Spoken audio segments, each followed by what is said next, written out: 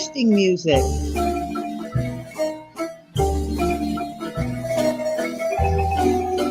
I love it.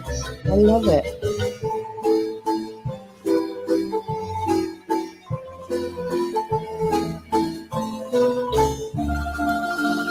It's got this Parisian feel to it. I love it.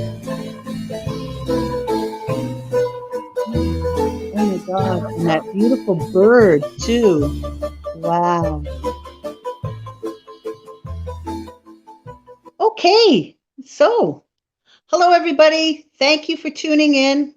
It's Friday and it's the first Friday of September. So I want to welcome everyone who tuned in to our show, Ancestral Eyes. I want to say, welcome, Jean-Jerome. You're the first one I'm actually going to say hi to. Hello. Budo boy, everybody. Welcome to our very exciting episode. And with our very special guest, background is Guatemalan, and she's a Mayan Ajq'ij, Claudia. And we're very excited to have her on the show and join us. Yes. Welcome, Claudia. Hi, Claudia. I know you look like you're in the dark, but I just want to explain. Claudia is sitting in her vehicle for better reception due to her Wi-Fi. So anyway, so she is sitting in her vehicle. I can see you once in a while there. I know it's going to get a little bit dark, but we can hear your voice. And like you said, should have brought candles, right? But whatever, right? Here we are. We've had some problems up here in Midland. We've had some issues with power outages and that type of thing. So, you know, we make do with what happens, right? So welcome, Claudia. Welcome, my dear. Maltios. Good evening, everyone. Thank you for having me. That beautiful song was just perfect. Yes, please introduce that piece of music to us and that beautiful picture of that bird, if you could, before we get started. Just to let you know, the music that was playing is called marimba. Marimba is one of the national instruments of Guatemala. It's played throughout Latin America, but in Guatemala, it is one of the traditional instruments, and that bird is our quetzal. That is our national bird. That bird is in the Bible, in one of our codexes. In the great story of creation, one of the myths is that great bird, well, there's quite a few different stories, but one of them is that the quetzal will be the bridge. It will be the bird that unites the eagle and the condor. The quetzal will unite the eagle, the people of the north, and the condor, the people of the south. So thank you for saying that. It was beautiful. That was oh my God, that bird is beautiful. It reminds me of a peacock. So thank you for that. So yes, so anyway, what I want to do is just to let everyone know, Claudia so graciously accepted our invitation. I think we kind of gave her no choice, Jean-Jerome, when we were at this past week. Yeah, this past weekend at Conjuration Camp that was sponsored by Cat and Monkey, Cat and Christine of Cat and Monkey Events, and our wonderful host, Utu Witch Doctor, and all the wonderful people who supported him and made the event very successful. And Jean-Jerome and I and Beth, we were honored to be the honored guests. So I thank you so much. And that's where we met Claudia. Now it's interesting because what ended up happening, we were supposed to have someone coming on this Friday, and right in the middle of our event that evening, Saturday evening, we're sitting around the fire, and Jean-Jerome gets this email that says, unfortunately, our guest had to cancel for the time being due to emergency situations at work, etc. So she's going to be postponed. That was our Sami lady, Devana Lamaki. She will be coming on a later date. But anyway, so we were sitting around the fire, and when Jean-Jerome showed me the email, and you know, my normal reaction would be, so now what are we going to do, right? But Spirit just kind of said, just go with it. You know what? It'll work itself out. And sure enough, I kept getting this kind of feeling that, someone's coming, someone really close.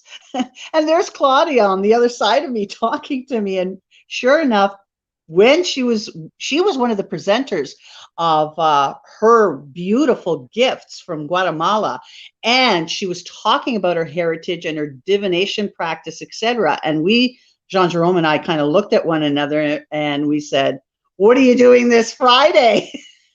And she so graciously accepted. So I thank you so much, Claudia. I think we gave you no choice, but honest to God, thank you so much. You saved us, okay? Well, I'm living true to my name. I travel on the weekends to a spiritual retreat that we have. So right now, my Wi-Fi up here is really bad. So I'm at a Tim Hortons close by. That's right. And I'm living up to the name, the small, medium, at large. Here we go. Live there we go. And here we are. Here you are. I love it. I love it. So without further ado, what I want to do is, before we start all the questions, I want to do a little intro, read her bio so that everybody's familiar. And just to advise everyone, some of this show is going to be translated in Spanish for those who are tuning in from South America and from Mexico. So Jean-Jerome will be doing the translation for those who are tuning in, for us who speak English only, amongst other languages. But anyway, so I'll begin with Claudia's bio. And you read it in English and then I'll read it in Spanish.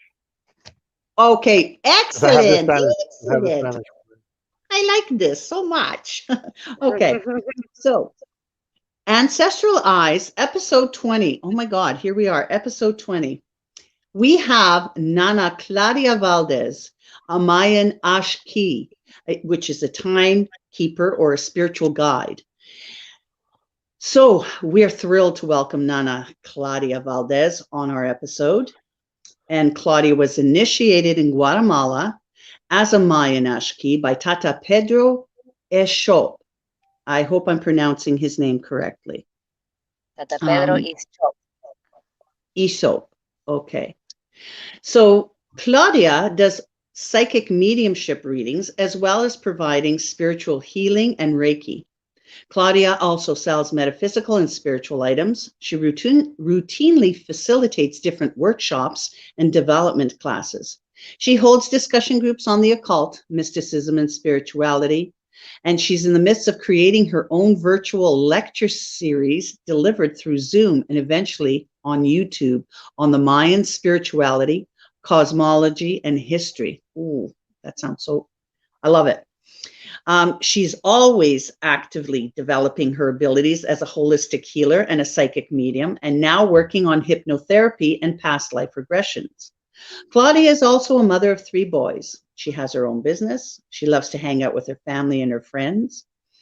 And if anybody is interested, which I'm sure you all will be after this tonight's episode, you guys are going to love it. Okay, I'm excited. Really, I am. So if you want to contact Claudia, as you know, at the bottom, we will have our little ticky tape, and that's where you'll be able to visit her website. Okay. So without further ado. So let me just translate the introduction in Spanish. Yes. Este programa va a ser bilingüe porque tenemos el gusto de tener personas que nos escuchan desde Centro, Sur, América, incluyendo y también México, y también las personas de habla hispana en Estados Unidos. Entonces nos da mucho gusto en este episodio 20 recibir y dar la bienvenida a Nana Claudia Valdes. Ella es un Ajq'ij maya que representa una persona que es un guía espiritual a las personas. Y ella hace lecturas de mediunidad psíquica y proporciona curación espiritual a través de otras modalidades como Reiki. Claudia también vende artículos metafísicos y espirituales. Ella facilita habitualmente diferentes talleres y clases de desarrollo, especialmente ahora que está haciendo clases sobre la cultura y el calendario maya, donde ella está en este momento. ¿Dónde tú estás, Claudia? ¿En qué parte de Ontario? Ahorita estoy cerca de Bancroft, Ontario. Bancroft. So, en Bancroft ella hace talleres y hace Y en desarrollo. Hamilton. Perdón, Y estoy en Hamilton. en Hamilton. Y ella vive en Hamilton. Sí. Ella está en medio de la creación de su propia serie de conferencias virtuales distribuida o difundida por Zoom y YouTube sobre espiritualidad, cosmología, como hemos dicho, y la historia maya. También es muy importante que las personas conozcan un poquito de la historia, el contexto cultural histórico de los mayas, de una cultura muy antigua, pues posiblemente se puede decir la más antigua de todo este hemisferio. Ella siempre está desarrollando activamente sus habilidades como sanadora holística, medium psíquica, y ahora trabaja en hipnoterapia y regresiones en vidas pasadas. Claudia es muy orgullosa, tiene 3 hijos y le gusta pasar tiempo con su familia, y ella tiene su propio negocio, sus propios proyectos que ella se desenvuelve y desarrolla. Más tarde, como dijo Teresa, vamos a pasar cómo contactarla, y sin más demora, se lo paso a Teresa para que haga las preguntas. Over to you, Teresa. Okay, so why I'm so excited, besides Claudia saving our butts for tonight's show, is that we're actually going to do some divination. Claudia is going to do a divination for Jean-Jerome and I, and that's part of her spiritual path here and what she was initiated into. So this is why I'm excited. And I don't care if anybody hears what my divinatory thing is. I'm open.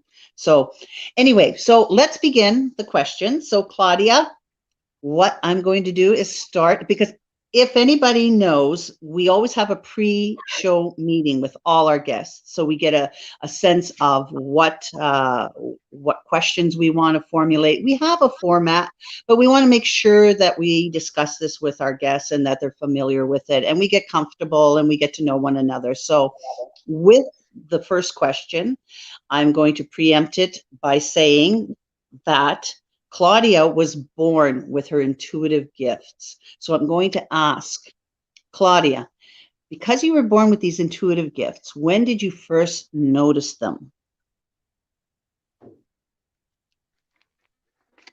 Thank you, Teresa. It's funny because of the questions that you kind of passed along. I did a little bit of thought, and it's so funny because,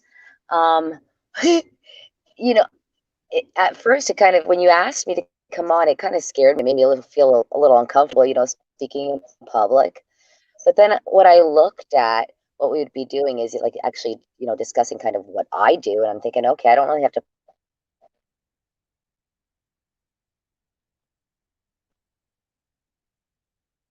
Oh, do we have a technical problem?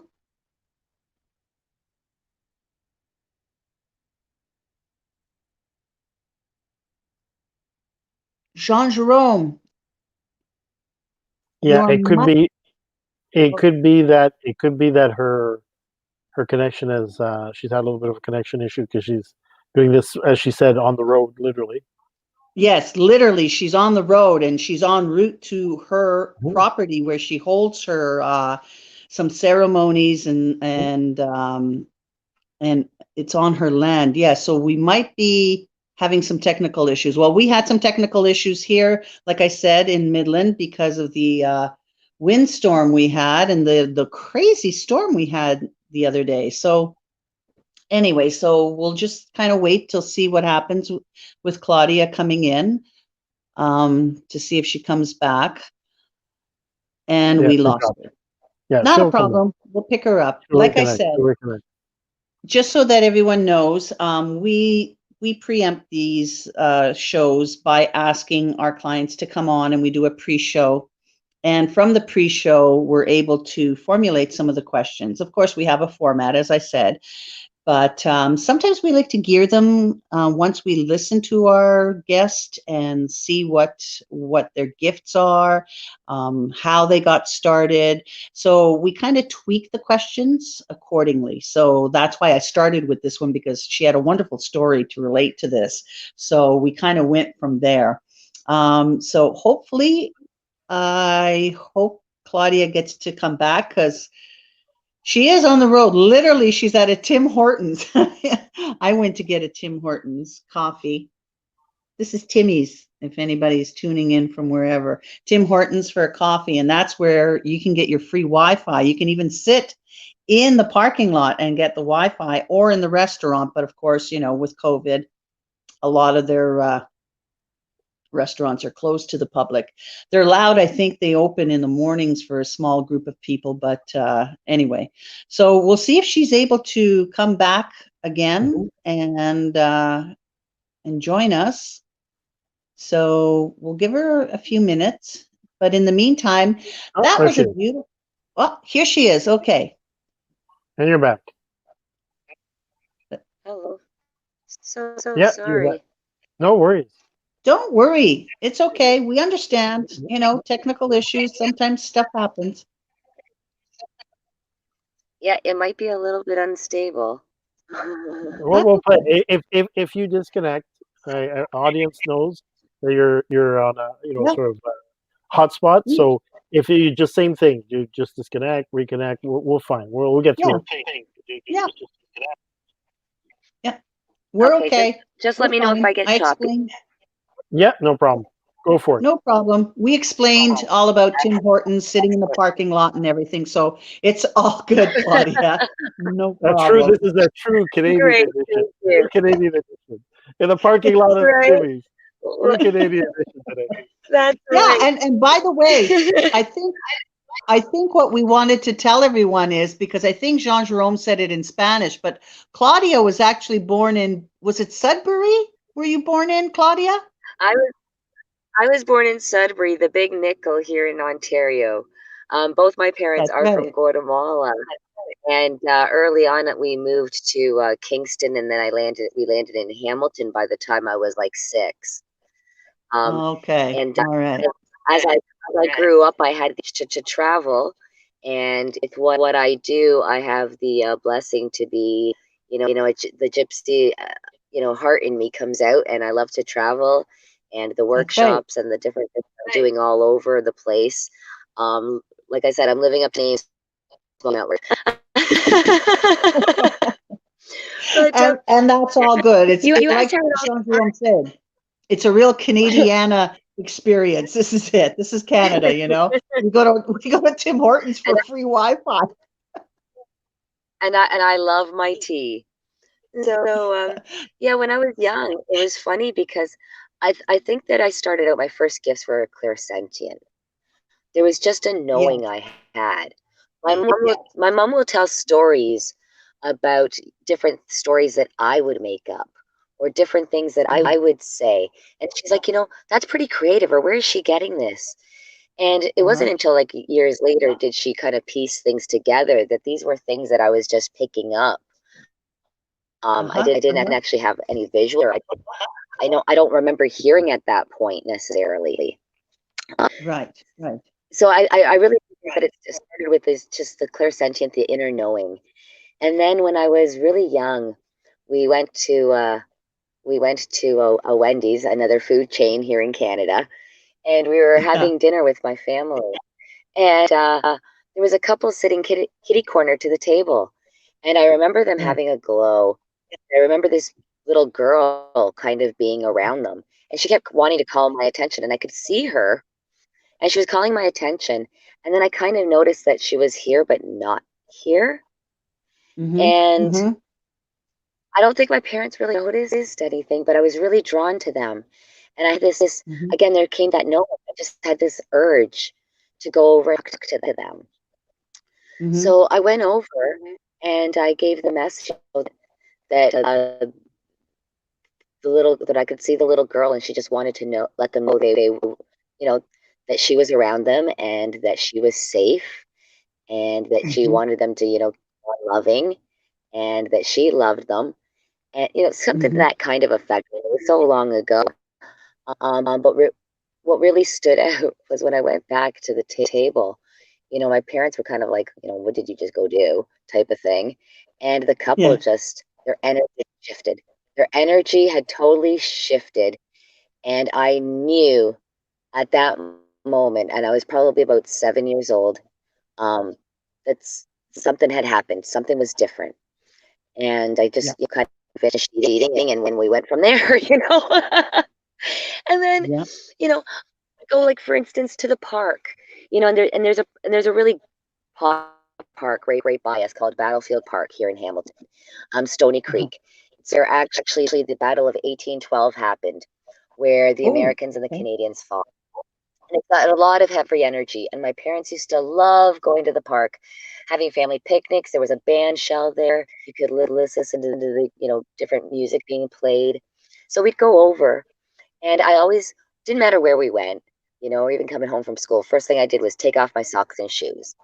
So we got to this park one day, and I remember taking my socks and shoes off and starting to run around, and just all of a sudden being upset and being overwhelmed. And my dad asked me, what my problem was. And I was like, everything was sad. Everything was crying. Like the trees were hurt, the grass was hurt, the bushes, like everything was just kind of feeling sad or heavy or overwhelmed. I don't know. And right. young girl, he thought I was being a drama queen, and who knows what was going on. I mean, the little girl, it was just like, stop being dramatic, and let's just play, and it'll be okay, and stuff like that. Experiences, but I think that's kind of when my sight started to come in. And then when I was about, I don't know, probably 11, 12 years old, I remember guides coming in and different energies coming in and different spirits. So it was definitely my sight, and my hearing was starting. So the clairaudience and the clairvoyance. Showers are really, like, the water's a really big, strong conductor.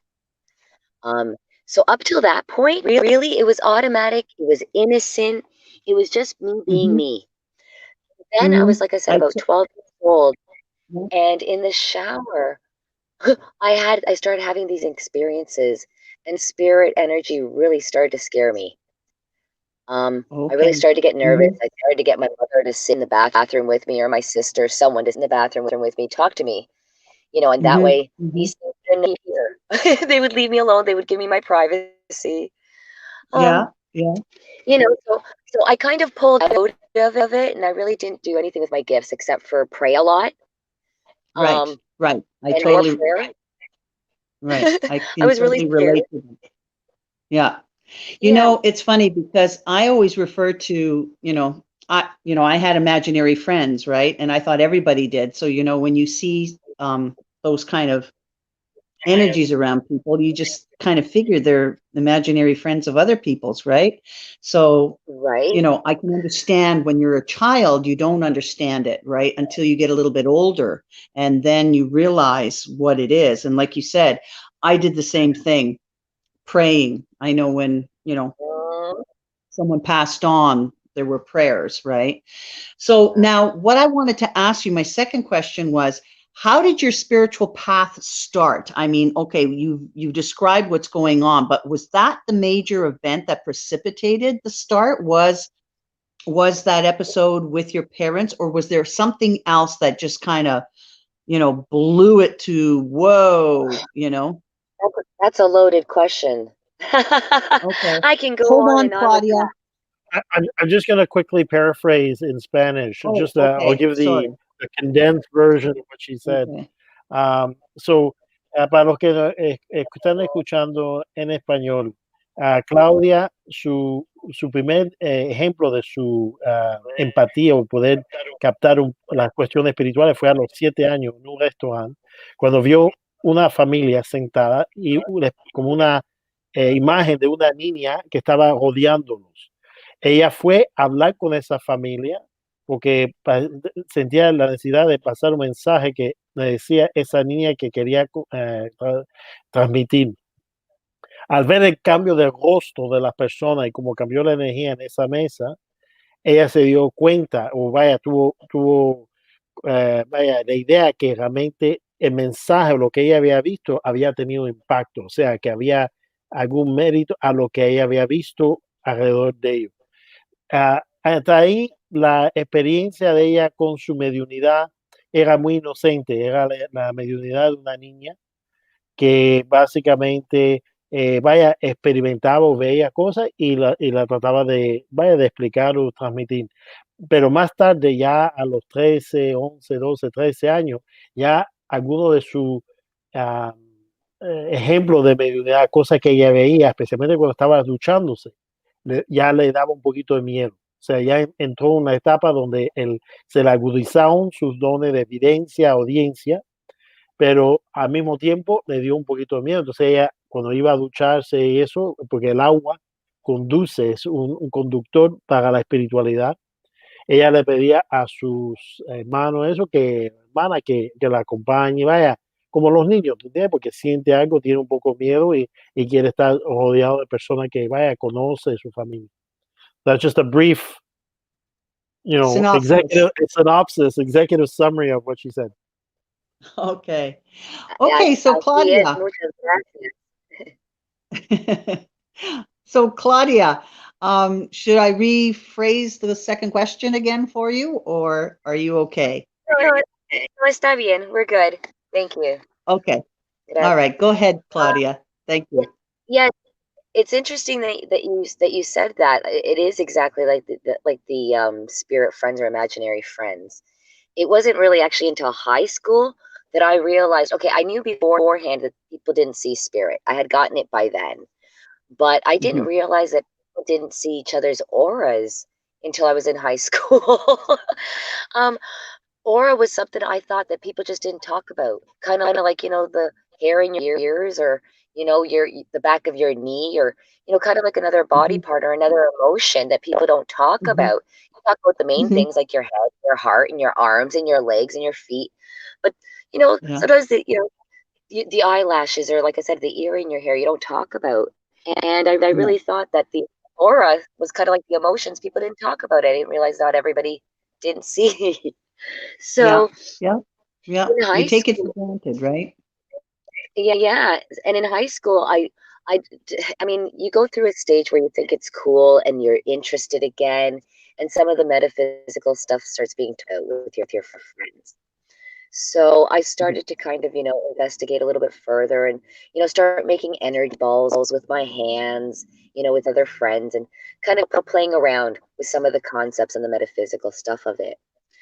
And then I started to kind of lose track of time.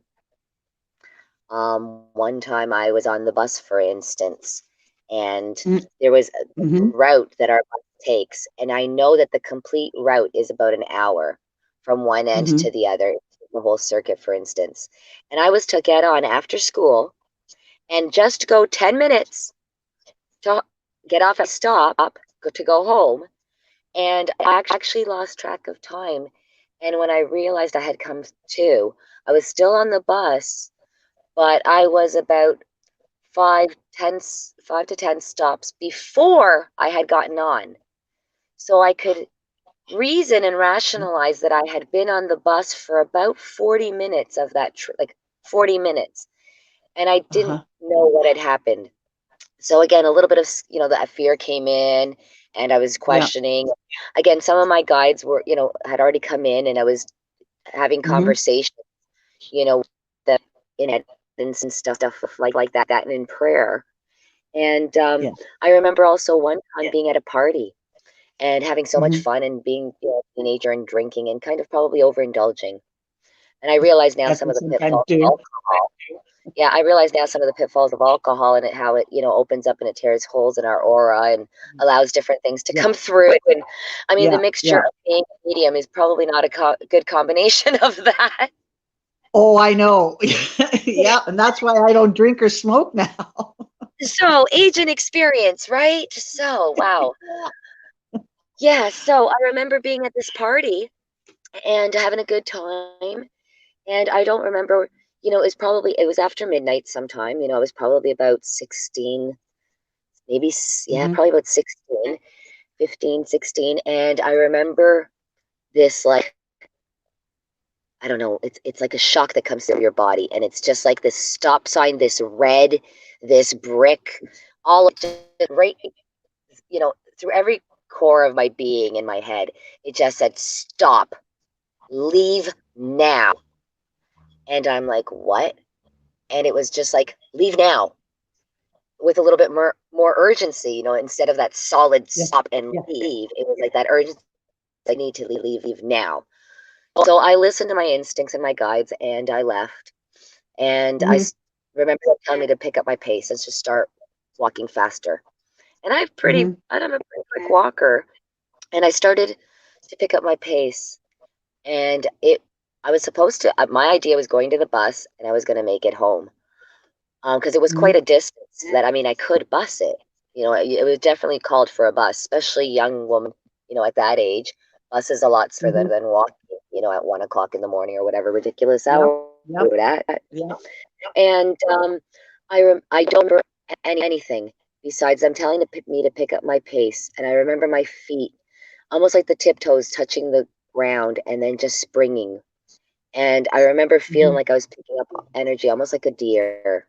And I don't remember anything until coming in visual, in sight with my house. So I ran, I must have run home. I don't have any recollection of the journey home. So, like I said, periods of loss of time and different things were happening, which really, really scared me and threw me back into prayer and meditation, connecting with my guides. You know, someone had asked me to join a coven. I refused. I did a lot of solitary practice. I decided to use my intuition and my gifts in a different, healthier way, and I decided to go to school after high school and study to be a child and youth worker. The psychology, the psychiatry, that sort of stuff really interested me. So I studied and I went to school for a child and youth worker. I graduated, and I mean, just as I was finishing my last year, I was pregnant with my first son. He was born back in 1993. So between 1993 and pretty much 2004, I mostly parented. I, you know, did work as a child youth worker. I did a little bit of the Mayan spirituality, a little bit of occultist studies, that sort of stuff. I had 2 more children. I kept busy, you know, but I needed more of adult connection, and I needed to kind of get back into a spiritual practice. I felt where I needed to not be so solid to come out. So in probably about 2004-ish, 2005, I don't know what led me, but I ended up going to a spiritualist church here in Hamilton. And I was going there for a couple of weeks. And there was the Reverend at the time, she might be still there, Sandy Greer. She's from the spiritualist church of the Guiding Light in Hamilton. And he was doing a mediumship class. And after seeing me in service, the church services, that's what I was called to go to. And Spirit led me there, and with a friend, I just kind of went. And she invited me to this mediumship class. And I said, well, okay, you know, that's okay. I'm definitely curious. I've been seeing Spirit, like maybe they can help, right? Yeah. So exactly. That next Tuesday, there I am, an eager beaver, you know, a little nervous, a little scared, but I'm happy to be going. And I show up in the class, and we do a little meditation, and it seemed harmless from there. Wow, did it start the ball going with the whole public thing? Because after the meditation, she was going around asking people for messages. And I guess it was my turn. And she says, so, Claudia, what do you have? And I remember my reply still to this day was, are you kidding me? I don't perform on a dime. You know, I don't perform on a dime. Like, what? And she's like, but you can, you know, and she gave me a little coaching, and she told me to close my eyes and take a couple of deep breaths. And, you know, and then she told me to, you know, where was my feeling guided? And the next thing you know, I had 2 messages for 2 different people that came through. And I further went to the classes. I met an incredible man who I'm still connected to till this day, and we work tightly. He actually Nice. lives with my family now, or me and my partner now, and he was teaching the he was teaching one of the like a couple of the classes, assisting with the mediumship class. Right. And so basically I started getting really involved. It became really quick. It went Hmm. really quick. I started doing a lot of lectures at podium, a lot of healing, a lot of readings. I started Hmm. working for them at their reading days. I was involved with, Nice. another spiritualist church here in Hamilton, on the board of directors for a while. And then in Nice. 2006, I opened up a store. So, Treasures for the Soul. At the time, it was Latin Treasures. I thought I was going to bring some Okay. stuff from That's your store, Guatemala. right? Yeah, That's it the store started that out you as opened Latin up. Treasures. Yep, 2006. And I thought I was going to bring, some artisans from Guatemala and start tying in that sort of, my culture and my roots Yeah. here, and, bring some shiny stuff. And I Yeah. remember my visuals. There was a table, a little round table with a couple of crystals and some incense burning. And I remember seeing some, a couple of things there, but it had an incredible glow in my mind, and in the meditations and in the feelings I would get. It had this incredible glow.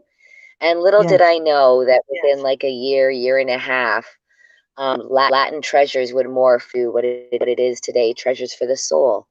And that little Nice. table has become the majority of what I do. I sell crystals and stones and all of that sort of stuff. And there's Nice. a few things still from Guatemala that I bring. I bring Uh-huh. medicines and herbs and incense and candles from Guatemala as well. But again, it's become Nice. more, Treasures for the Soul. And More like there a was another, spiritual store. yeah. And I mean, you asked about one shift, and I mean, there has been, but they've been throughout. So, I mean, in Hmm. 2000, I opened up the store in 2007. I had the shift continued. I had a huge Right. spiritual initiation when I entered the pagan community that year. Right. Okay. Jaguar, yeah, the Jaguar appeared strong, and so did the energy of Kan. For us, Kan is power. Kan is a serpent. Kan is sexual Okay. energy, that sort of energy. Mm, So that mm. weekend, when I went to a festival, because I was doing a lot of vending and selling stuff at different events already. Right. Right. Right. But they were little festivals, like the Apple Festival, or the Harvest Festival in town type of thing. I hadn't been to the Hmm. really big spiritual event, and Hmm. so that weekend was intense, and it really was Hmm. part of a spiritual initiation. And there Right. was a Right. lot that happened. This was through the pagan community, right? That was the event that you're speaking of, correct? Yes, and it's funny because at that event, that's where Utu, who we met through this last weekend, was playing. And actually, some of the energy from his playing brought out the kind of energy. And I did this Nice. interesting dance. And there was a lot of interesting stuff that happened. A gentleman, a brother in the community fire, Okay. and for Can I many just hours ask I what the laid healing Khan on him. energy is? What Khan is, just so those that are tuning Yeah, in are familiar with it? kind of, yeah, kind of the energy of its power. It's the Kundalini energy.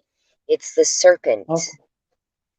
Okay. Um, yeah, that And so you yeah. channeled that energy during the performance of the Dragon Ritual drummers, right? Was that?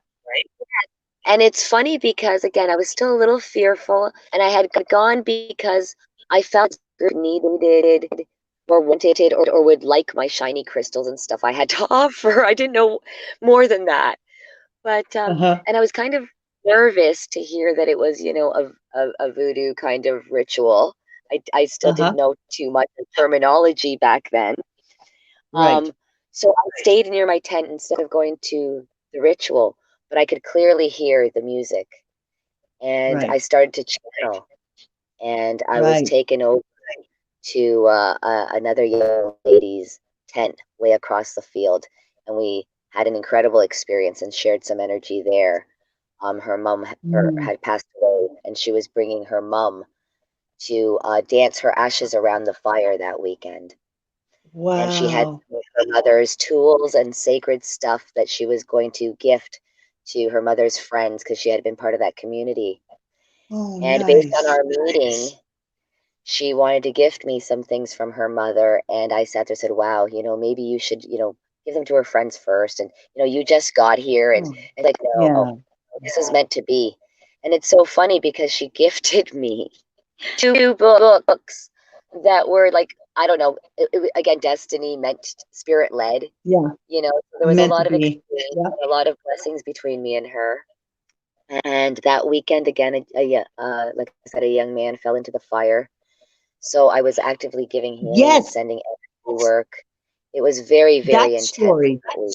Sorry, Claudia. Do you mind if you tell that story? Because I know we were talking about that story while we were around the fire. If you don't mind sharing that story. Yeah, wow. Again, it was my first introduction to the community, and it was a beautiful fire, and we were all gathered, and there was dancing and stuff like that. And someone had fallen in, and yes, I sat there, and I had just gotten to the fire with a friend of mine, and he looked at me because this happened like literally 10 feet away from me. And my friend looked at me and he says, "Are you just going to stand there or do what you do best?" And they had already gotten this guy out of the fire. And I took 2 steps towards him and started laying hands on him and praying. And that was one of those times that I kind of lost time. Spirit was definitely strong. I held space and I did a lot of ritual around the fire that specifically that night, but that whole weekend.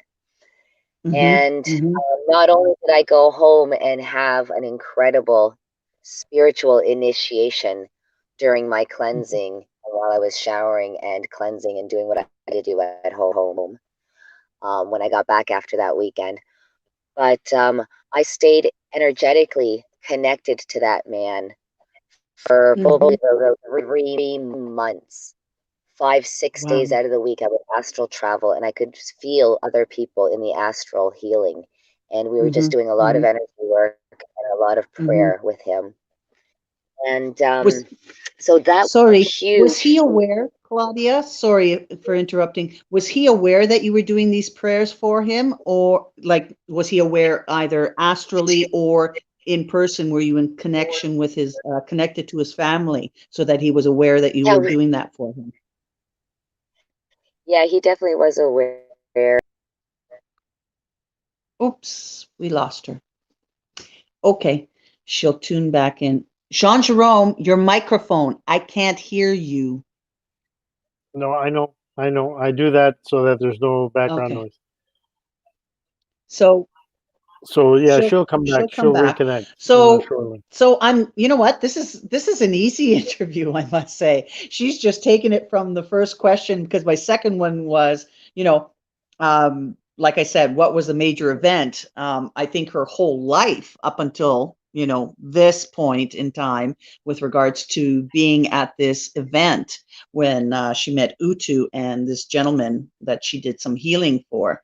So definitely her gifts and listening to her intuition and listening to her spiritual guides is what led her to her professional life. And she went that route, which was, kudos to her for listening to that and taking that lead and becoming a life coach and also a child worker. I commend her on that, and in listening to those intuitive voices, her guides, and doing what she did.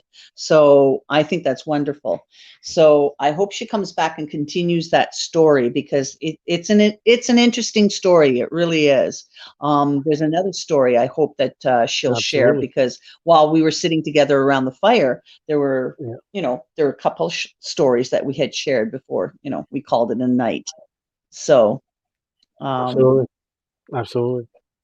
I'm just gonna say a little bit. I mean, her expose was a If you little bit long, share that in so Spanish, sorry. I Yeah, didn't capture everything to translate, yeah, yeah. but I'll give you a abridged version. So, para los que estaban escuchando, Claudia tiene un problema técnico porque ella está hablando desde Sucao, cerca de un Tim Hortons, porque es donde ella, al norte de Ontario, es donde ella da sus clases sobre meditación y otras cosas también relacionadas a la cultura maya, la creencia maya, la espiritualidad maya. Pero ella estaba recontando que después de su juventud, ella fue introducida a diferentes ceremonias, festivales y personas dentro de la comunidad pagana en Ontario, incluyendo a Utu, Witch Doctor, que tuvimos el placer de compartir con él en el campamento octavo de Canadá y poder compartir y vaya, conocerla a ella. Y fue a través de esa ceremonia, a través también de el tambor, el escuchar el tambor, que ella empezó a tener visiones y a tener experiencias espirituales que le permitían, como si fuera iniciación, experiencia, que después la impulsó a profundizar más y entrar más dentro de lo espiritual, a punto de tener vaya especializado un poco en la parte de sanación, curación y tener su pequeño negocio que vende cosas para ayudar, para curar, para poder desarrollar las personas, etcétera. Entonces, ella estaba dando un relato de que en uno de esos eventos, una de las personas que estaba alrededor de un fuego, durante el tambor, eso se cayó en el fuego y cuando lo sacaron, ella empezó a rezar y va a ofrecer energía de vibración para curar la sanación de la persona, etcétera. Entonces ahora vamos a continuar un poquito esa parte del recuento. Claudia? Okay. So, Claudia, you're back? Yes, I am. Can you hear me? Yes, I can hear you. I can hear you. So, yes, so as you were saying with regards to... Sorry, I couldn't catch that. What was that, Claudia? I said Spirit has a great way of giving me a pause. That's it. Okay. That's going to be our translation pause. That's going to be our translation pause. Yeah, he gave us a translation pause. So that was good. That was good. Good timing. All divine timing. No kidding. So Claudia, so this gentleman that had that you were helping to heal on an astral level, you were helping him and he was aware. Now, I just wanted to just to confirm, was he aware in an astral sense, or was he aware physically, as far as, you know, knowing that you were doing prayers for him? For a while, I'm sure. For a while, I wasn't sure. We hadn't been in contact, and I'm not sure. Through the Facebook world, I got in touch with his partner, and Okay. we were able to kind of communicate. And I kept telling them I was sending prayers, but it wasn't after till healing had taken place and all of the energy work had been done, type of thing. Like, they knew I was sending energy, they knew I was sending prayers. But again, the community didn't really know me, or, kind of what I did. So, Right. then afterwards, when we talked, you could just tell that there was a bond. You could just tell that there was a connection. Yeah. He has since passed. Absolutely. I don't know if you heard that before I got cut off. Oh, No, we didn't hear. Yeah, Spirit has ways of working. When it's your time, it is your time. He was around for a few more years, but we lost Brother David about 5 years ago. So maybe 7 years ago. So he definitely knew that I was sending energy when it was his funeral. I recognized people's energy. Like, I knew that they had been in prayer and in the etheric with me. Like, I recognized their energy. He knew that we were going to be friends, and I knew we were going to be friends. And, for, another 5-6 years or whatever, we were blessed and we enjoyed that friendship in the physical. And numerous times he has come to me in spirit, and we celebrate him still. So, nice. Yeah, it was definitely, again, one of those wow moments, you know, that kind of further leads you on that path. Definitely. Then I would say that that was the major event in your life that really kind of, opened the gates, so to speak, with regards to that. That's awesome. I love that story. Yeah, And thank you for yeah. sharing it. Well, it goes Now, kind of further because in 2009, like just a yes, couple of please. years after that, like my world really just started to change. Like I was doing Okay. healings, you know, I was doing readings, I was working with the Mhm. spiritualist church and, you know, doing things like that. And I started vending and stuff. But in 2009, the winds of change really came. And like I said, um, me and my husband separated that same year in 2015, or sorry, in Hmm. 2009, that where me and my husband separated, me and my new partner met. Okay. I dove much deeper into my spiritual practice and my classes and workshops. I Right. started to do 10 to 12 events a year, vending and facilitating different workshops. I became a Mhm. certified life coach. I did some training Mhm. and became a death doula as well, studied Oh, that. okay. And then in 2000, and so, I mean, like I said, a big change in my world and the winds of change happened around my family and that sort of stuff in 2009. And in Hmm. Hmm. 2015, we ended up getting Stoneheart, which is 42 acres off-grid property here in northern Ontario, And half that's an where hour you're south of going to. Vancouver. This is where I'm at this weekend. Yeah. Now Yes. during COVID, we've decided to let some campers and people come. They need to get out into the fresh air and into nature and be with spirit, you know. Absolutely. So we've opened it up to campers. There's 42 acres, so everybody can spread out and, Nice. you know, take some downtime. And it's very, very Nice. peaceful. It's very, very tranquil. So we started Nice. that in 2015. And that same year at one of the festivals, um, a major thing happened as well. I was telling you this Okay. experience around the fire this weekend. That was the weekend I Okay. got mounted and ridden by spirit. Yes. Yes. Please share that one too. Sorry. Um, I had already I had already been in contact with and, you know, tied in with some of the Yoruba practice, the Orishas, things like that. People like Utu, people like Prince Bamadeli Bajoa, now Chief Bamadeli Bajoa. And I was at this gathering, and it was a pagan gathering, and I was mounted. Again, by this time, I mean, by this year, I mean, I have long stopped drinking. That was high school years, you know, Right. Right. teenage years. So Right. there's no Yeah. alcohol in my system.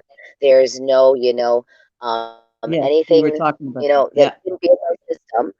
And I, I had just gotten to the main fire. I was just settling in, and spirit what started coming through.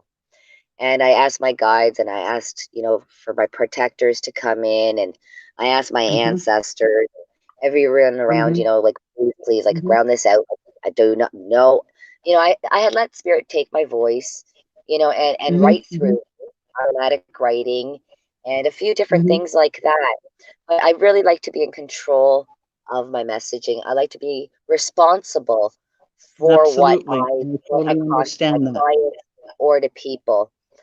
That's why I did a lot of the training, you know, in the social service work, because Hmm. that was important, the counseling and how to be personally responsible for the messaging and the things that I put out to people, the Right. impact or the effect that Absolutely. I may have on people. So, for Spirit had a different plan in mind, and that Yes. night my guide told me that it was fine to let it happen, and I told them I wasn't sure I felt comfortable that it was safe space. They told me it was safe enough. They told me that my friends were around. Hmm. Hmm. Um, Hmm. and Hmm. all I remember is wanting to dig my nails either into my friend that I was asking to help ground me or dig a hole into Mother Earth as deep as I could. Yes. And Yes. I just felt myself going and gone. Gone. And I really, Yep. to be honestly, don't really remember much of anything for five and a After half that. hours. Yep. Ooh. I was mounted. When I came to, I remember it in stages, and I explained it to my partner as I'm 10% back.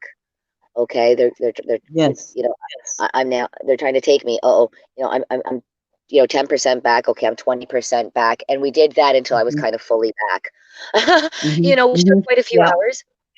Yeah. This was after the full ride, of 5.5 hours, and And did you I bring forth a lot of messages for people that were around?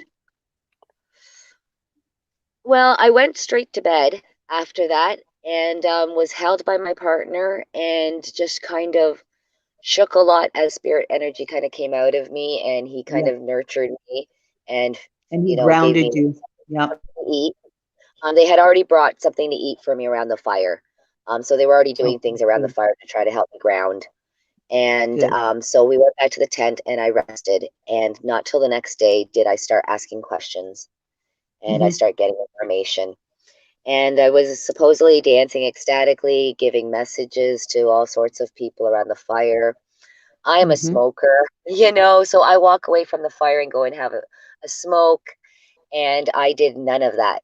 I was asking my friends, like, what happened? Like, why wouldn't you take me off? And they said, Claudia, you didn't want anything to do with a cigarette. You were you'd say that you were coming, and you'd turn around and spin around, and back to the fire you were dancing and doing your thing.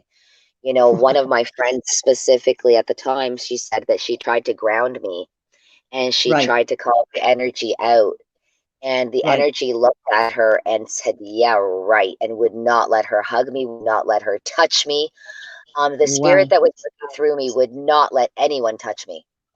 Mm-hmm. There was just no way. Shortly after, my partner was counseling someone else at the time.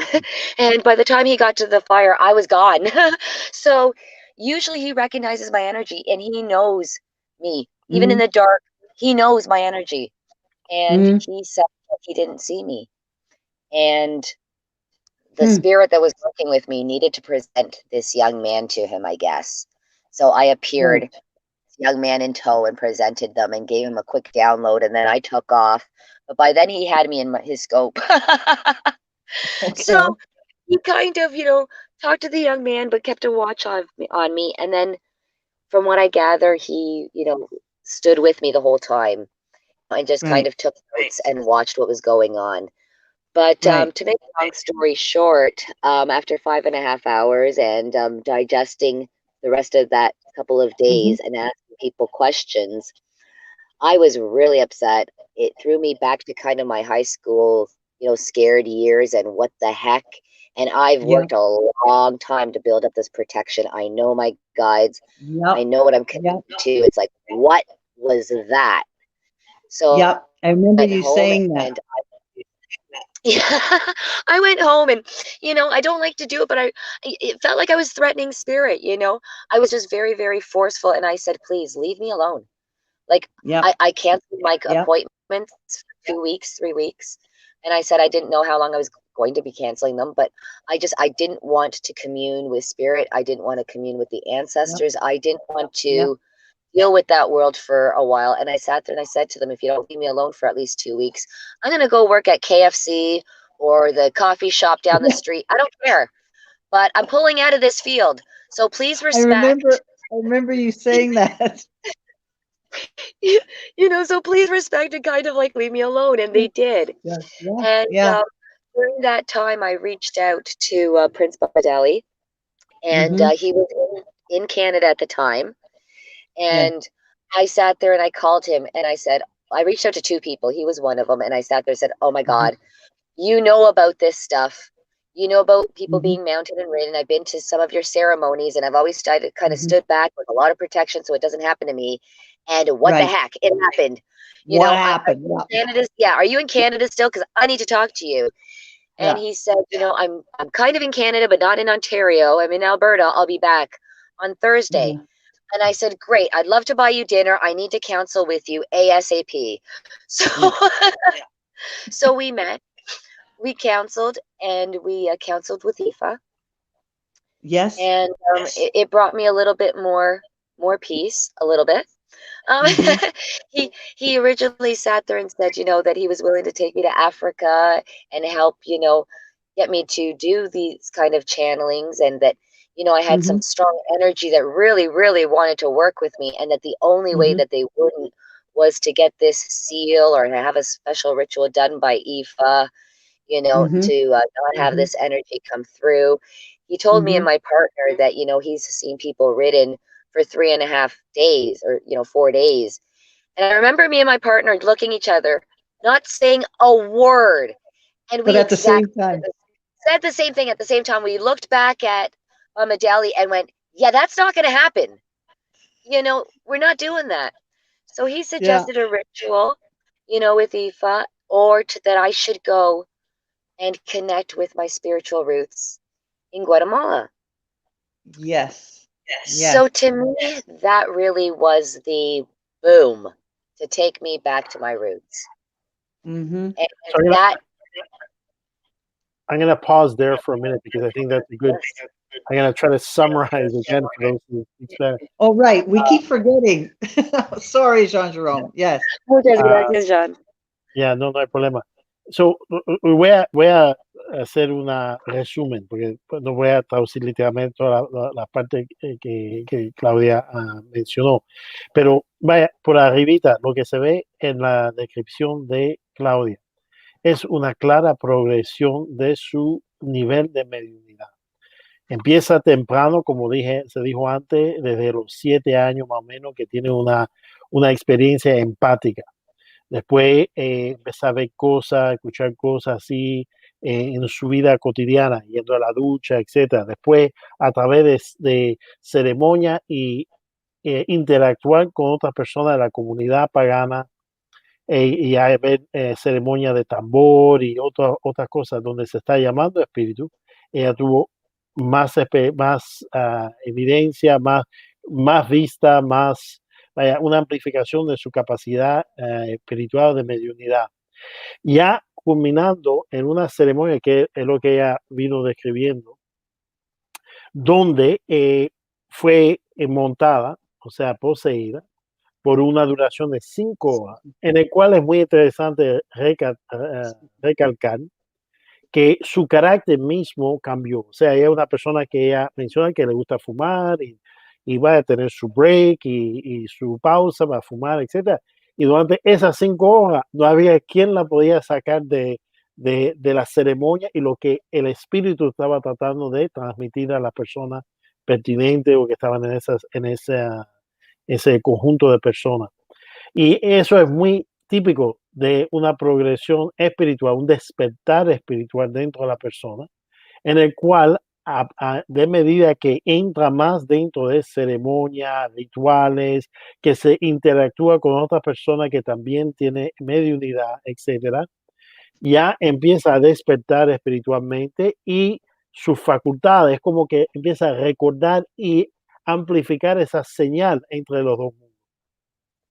Pero tal fue la experiencia esa que ella tuvo de estar botada 5 horas y vaya a perder control de después la recuperación, o sea, el tiempo de recuperar con su pareja, que tuvo que vaya a abrazarla, cuidarla y ayudarla a vaya a aterrizar de esa experiencia.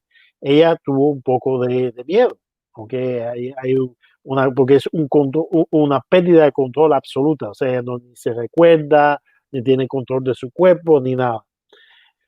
Y en ese momento ella conoce y había ya conocido, había interactuado con un amigo de nosotros, parte de nuestra familia espiritual, Prince Bamidele Bajoa, Chief Bamidele Bajoa, al cual ella, que estaba en Canadá en ese momento, y ella le pide un consejo, una orientación, cómo ella puede enfrentar esta situación de posesión.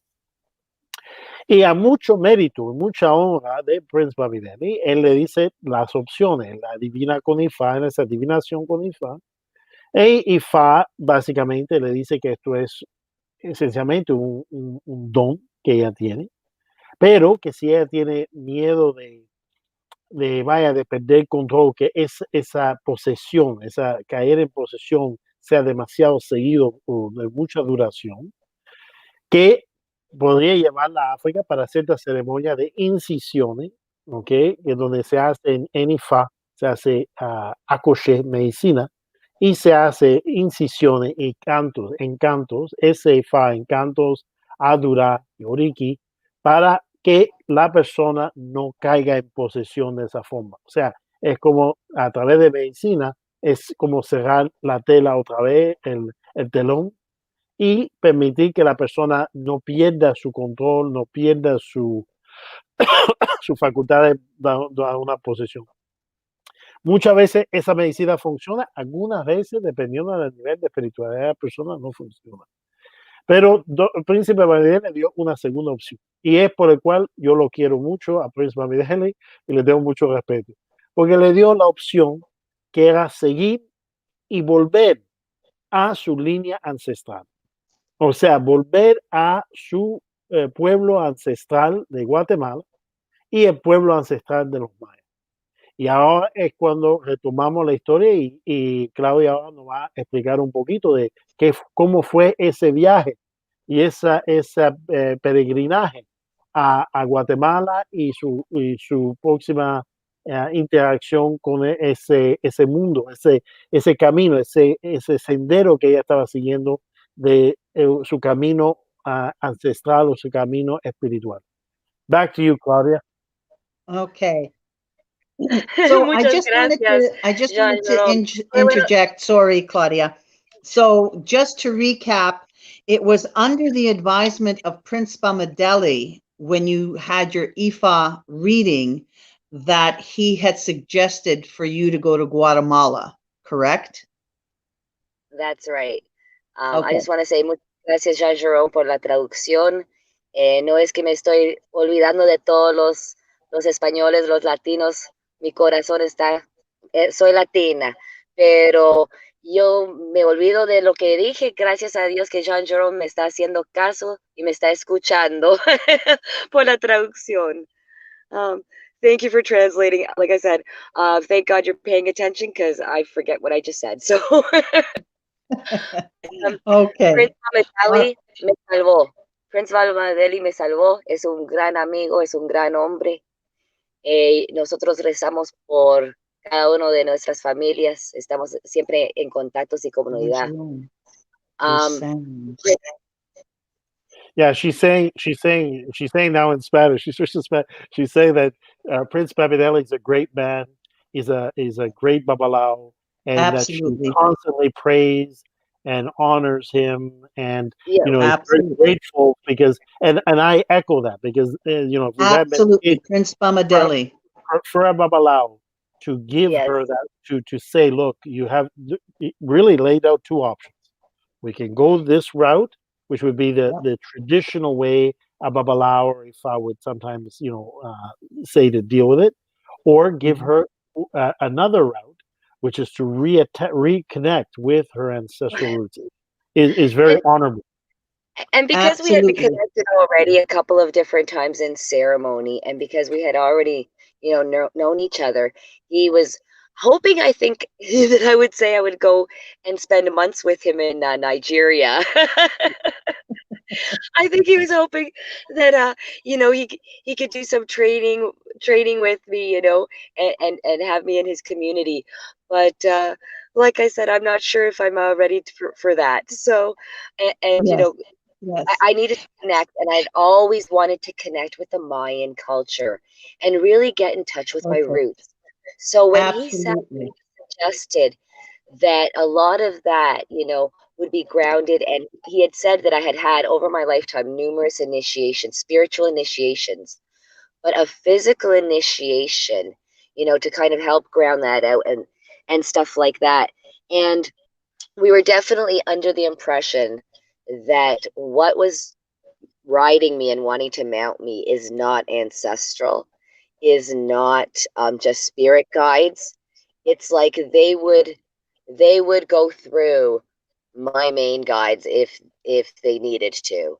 That's how strong that they work, and they're connected. We use different words in different traditions. I think I know.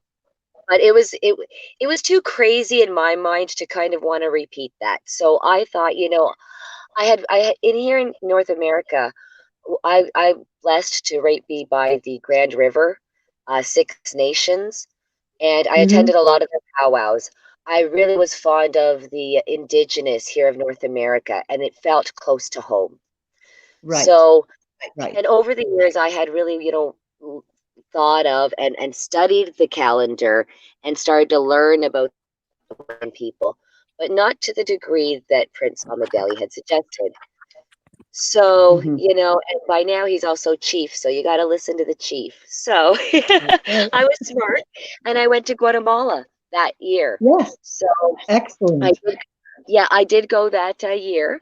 And, at first I thought, okay, a lot of the elders are still very quiet.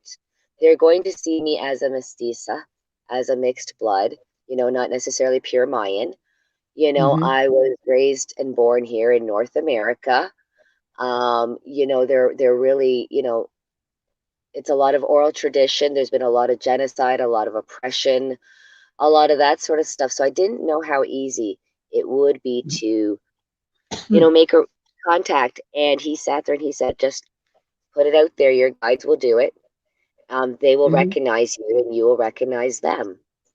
Mm-hmm. And so, like anything else, I trust and I go with the flow. And I went to Mm-hmm. Guatemala, and that year, my partner always goes with me. And that year, I didn't have my children. It was the first year that they'd gone to live with their dad. They're teenagers, Mm-hmm. boys. The oldest is like 27. He's living on his own. So Mm-hmm. I had this downtime to be able to do it. And my partner decides he's not going with me this year. He's like, nope, you need to go and do this on your own. I don't want you to spend time translating or having to support Smart man, me, James. you know, or anything like that. So he's like, you go, I'll go next year. You do what you need to do. So I went and Nice. I, sure enough, started to make connections. I started to make connections and the elders appeared. I Nice. sat and I just happened to be there as well for the important days of Wayeb. That is part of the Hab calendar, one of the calendars that the Mayans use. And they Yes. are 5 days where there is no time carrier. And it's a lot of days of ceremony and fire and ritual and that sort of stuff, introspection when one time carrier, leaves and, Mm-hmm. that in between stage before the next time carrier for the next year, picks up the wheel type of thing. And Mm-hmm. I sat there and I I started to sit with them for those 5 days of Wayab and join in ceremony and, like I said, made contacts. And Mm-hmm. then I was leaving Guatemala and I'm thinking, wow, where am I going to get this and how am I going to plug in? And a lot of the elders, don't use Facebook and they don't use the computer. And, some of them a little bit, the cell phones to touch base with their family, but they're not public about their rituals or they're not public, yet about Right. their teachings and that sort of stuff. So I'm like, how am I going to, kind of do this? And before I left, Mm-hmm. 2 days before I left Guatemala, Spirit Answers. I see a post on Facebook because, I'm a Facebook user, modern Mm-hmm. technology. Um, Mm-hmm. so I sit there and I noticed that there was a Mayan sacred fire happening at Six Nations on the land of the dancing deer. And there was a Mm-hmm. Tata that was going to be there. And I'm like, what? And I'm thinking, I'm going to freeze. I'm coming back from a warm climate. It is the spring equinox. I'm going to freeze, but I need to be there. I'm going to freeze. This is ridiculous, but I need to be there. And everything I kept repeating, I need to be there. I need to be there. So I grabbed a few things that I Spirit had brought back, provides. right? So I had grabbed a few things from Guatemala that some tools, some of my stuff that I had brought back from Guatemala, and I headed to the fire that weekend. And I met a Tata here that's in Toronto, who then Nice. introduced me to a couple of other Tatas who I've been in ceremony many times now with and chat with regularly. The eldest of the Tatas is a wonderful soul, Tata Bartolo. He is my spiritual godfather in the Mayan tradition. He Nice. gives me the honor, and I take the honor of calling him that. And Nice. Tata Bartolo, beautiful soul he is, recognized my gifts and my weird, unique path, and sat there and said, it repeated what pretty much Chief Bamadali had said, and you need to be initiated, and you need to continue with what you've been doing. And he took record of what I've been doing and made notes, and he contacted some of the elders in Guatemala, and I usually go for 2 months when I'm there. Nice. So he started the steps from here, and that next year when I was in Guatemala, he introduced me to Tata Pedro Ixchop. He is he's got a few more degrees above him than just an Ajq'ij, but he is definitely an elder, and he is on the Guatemalan Mayan Council. He's on different foundations and councils. He is originally from the land of Quiche, the Imperial of Quiche. I've met quite a few elders from there. I'm blessed to have. And Nice. he we worked closely together, and it just so happened that before my journey ended, I was still going to be there on the Mayan New Year, Washakiv Bats. And that is the day where they do a lot of ceremonies, and they will initiate Mayan Ajq'ij. And he says, before you go back, Nice. Your initiation. And like I said, we had been preparing and stuff. I didn't realize it would be done before I came home. But again, spirit interceded. They did a lot of meditation and counseling as well, and divining the auspicious day, the auspicious time, based on my Nawal, based on my birth chart. There's part of me that is in the Popuvul, the creation story. I'm Kame, which is transformation, which is birth and death and everything in between. And it's working with the ancestors. And it's when I started getting that realization, wow, it's so much me in so many ways, right? Yeah. So it's funny because I did my initiation there, and I have been blessed to be able to do sacred fire and to keep learning, and it's just opened up so many other doorways. So wow, that was a long answer for a question, but there was a lot of doors that opened, a lot of things that spirit put in my path, and a lot of things that happened that brought me here. So yeah. And here you are. And with that, that's going to lead to the second part of this show, which is the actual divination. So Claudia, thank you for that show. Thank you for explaining all of that and bringing us to this part of the show. This is the part I'm excited. I'm excited about the whole thing. I'm always excited when we do these shows because I love talking to people and stuff. And Claudia, it was so nice to meet you that evening. It really was. I love it. But so here we are. Now, I know you've done a little bit of homework. So just before you jump, you got to translate. Oh, yes. Okay, look at me jumping the gun here. I'm so excited. Like, don't bridle me back. Por favor. Ok, so esta parte, Claudia, tú me corriges si salto demasiado eso, pero es nada más para que las personas que están escuchando, aunque muchas de las personas creo que tienen un poquito el sentido de lo que tú estás diciendo, pero por si acaso, de nuevo, todo eso, ese despertar en ella y también el consejo del príncipe Bamidele la lleva finalmente a hacer viajes, no un viaje, sino varios viajes, en el cual ella conoce mayores, tanto su maestro, su tata, que es el mayor, uno de los mayores del consejo de los mayas en Guatemala, para empezar el proceso de iniciación dentro de la cultura, dentro de como sacerdotisa, y poco a poco, a través de múltiples viajes, cada vez que va por 2 meses, va muchas veces con su pareja, su que la acompaña para darle ese apoyo, pero ella ha podido profundizar, ha podido pasar diferentes etapas de iniciación en Guatemala y conocer personas dentro de la comunidad que son muy respetadas y muy serias en su práctica del chamanismo y de la cultura maya y preservar esa cultura.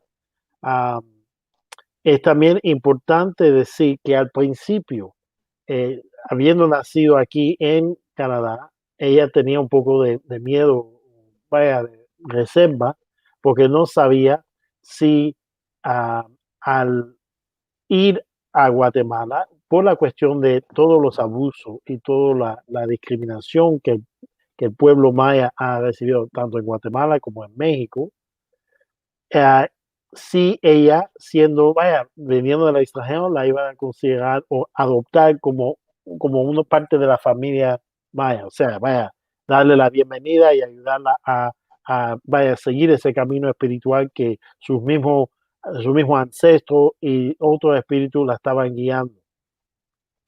Y fue muy alegremente sorprendida cuando la comunidad la acude, la empiezan a entrenar y ella cae en manos de, como dije antes, un tata muy respetado, miembro del consejo o presidente del consejo maya en Guatemala, que la ayuda le da la bienvenida y la ayuda a pasar ese proceso iniciático, en el cual es un proceso que sigue hasta hoy.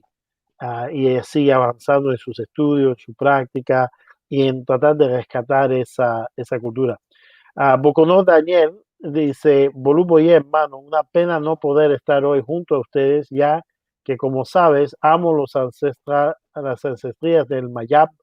Un saludo y mi respeto a ustedes y la chamán que está rescatando esa cultura que tanto defendí en Yucatán, Jabalú al Mayab.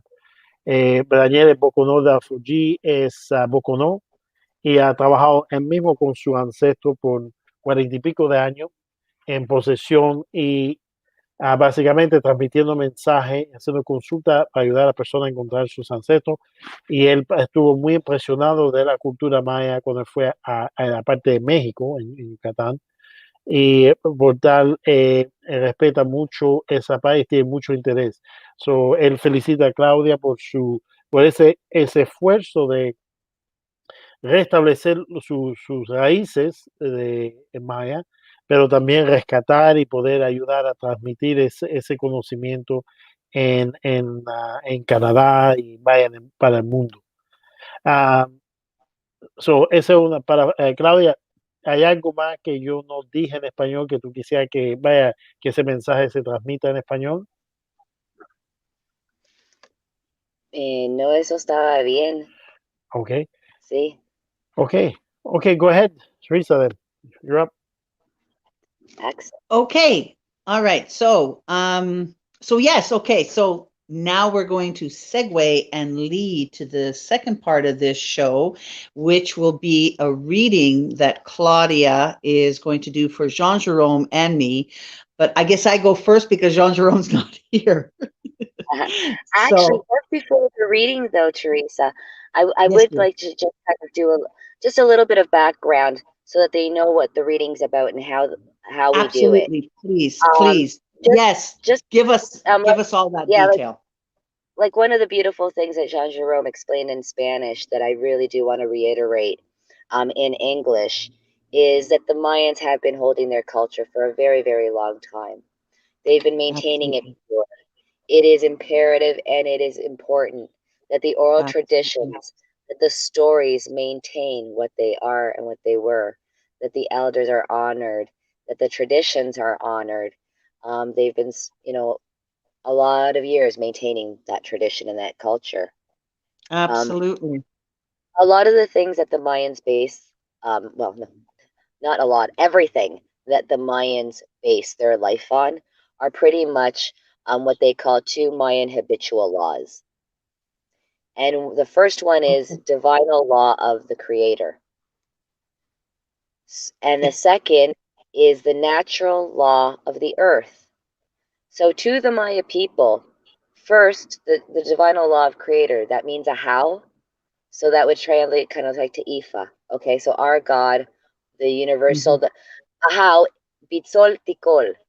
We use that a lot in ceremony. That's how we start the ceremony. We honor Yahau and Bitzol Tikol. That is Ahau, that is God, that is the creator, that is the former of the Right. world, who forms the world, who creates the world. Also the 20 Chomil. The Chomil, or how people call them a lot of the times now in North America and in Mexico, in the Yucatan, is Nawals. Right. Kahaleb or Chomil is a Mayan Quiche way of calling them. But just for easier reference, I'm going to use the term Nawals tonight. Right. Just Thank you. that's the most common term that people are familiar with. So again, the creator, the former of the world, and the 20 Chomil are the energies that are taken from the Cholkin calendar, which is our ceremonial calendar. And they also honor the directions and Yeah. the four grandparents, the four grandmothers and the four grandfathers that came and they hold those corners of the universe for us. They also honor, they spend a lot of time worship and honoring. So, I mean, but they do, we go through a list, right? Right. So it's important. So we honor them, the creators, we honor the grandparents. Gratitude. Yep. We honor and we give thanks and offerings and respect to to the fire.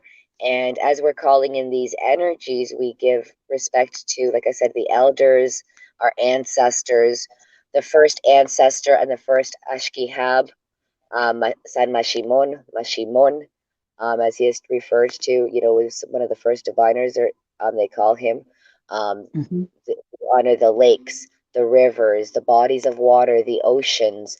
We will Awesome. name the different lakes and bodies of water around us, the mountains, the valleys, the hills, the volcanoes. So all Nice. of those Beautiful. things are honored and worshipped and brought into the fire, because again, I love it. the second law is the natural law of the earth. So we are in communion, we are in divine with everything. Just to be human, just to be here is a best and the greatest blessing. From here, everything else unfolds. Um, you know, we are in communion with the animals, with the land, with the rocks, with the trees, with the I water, love it. everything in nature. And the Mayan, we have a lot of different calendars traditionally that they used. Principally and mainly, the two that are used today are the Cholkin calendar and the Hab. Now, the Hab is more of a farming agricultural calendar. And like I was Okay. saying earlier, we use the 5 days of Wayeb. But the calendar that we use for ceremony and that we use for divining is the Cholkin calendar. The Shulkin Okay. calendar is made up of the 20 Shomil, of the 20 Nawals.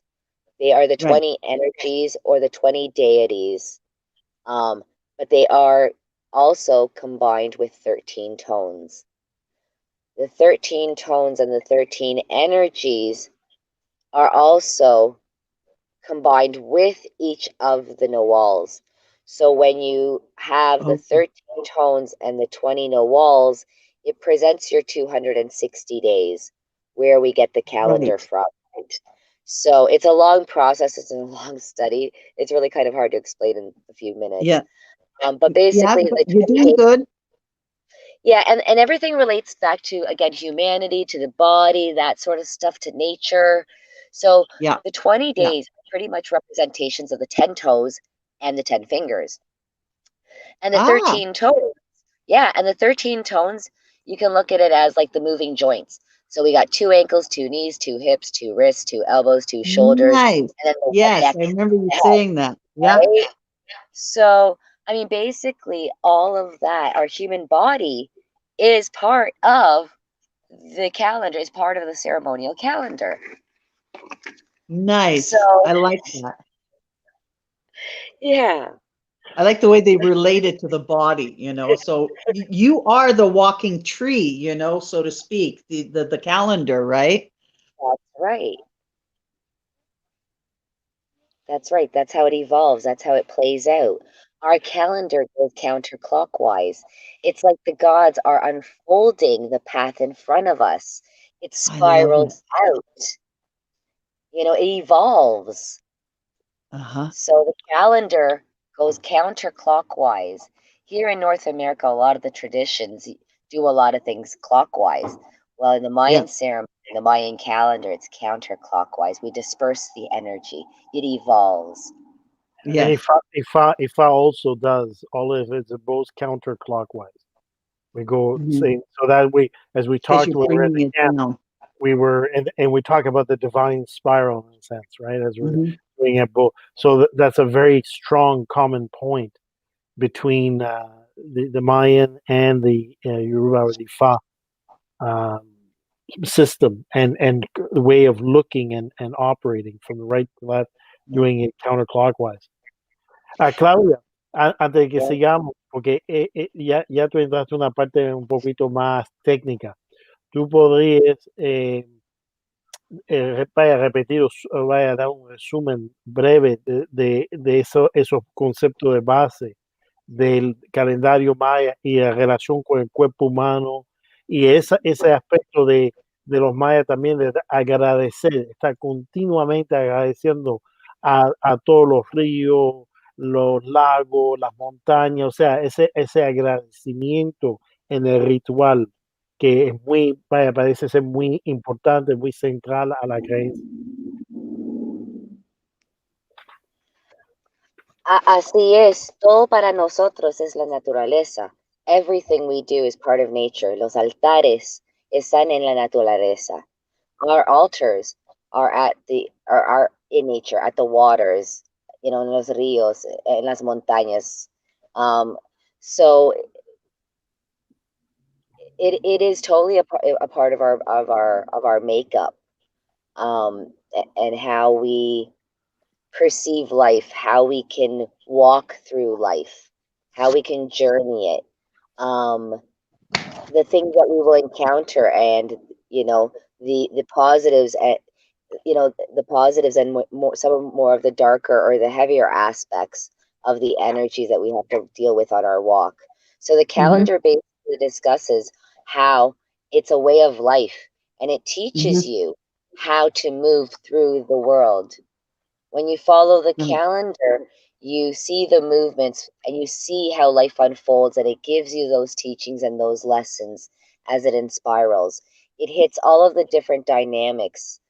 It touches on family. It touches on, you know, community. It touches on the warrior spirit. Mhm. You know, all of the different aspects of nature, of Mhm. of the um, And humanity and humans yeah, of the involving in characteristics of all the of traits of people. it. Mhm. Yes. Yes, the human trait that we all carry within O us. sea, que dicho en español, el calendario maya es realmente como se puede decir, como el compendium de los Odu de Ifá. O sea, se dice que en los Odu de Ifá se habla de todos diferentes aspectos de la naturaleza, se habla de los animales, las personas, diferentes aspectos de la vida del ser humano, la creatividad, el aspecto guerrero, las relaciones con la familia, con la comunidad.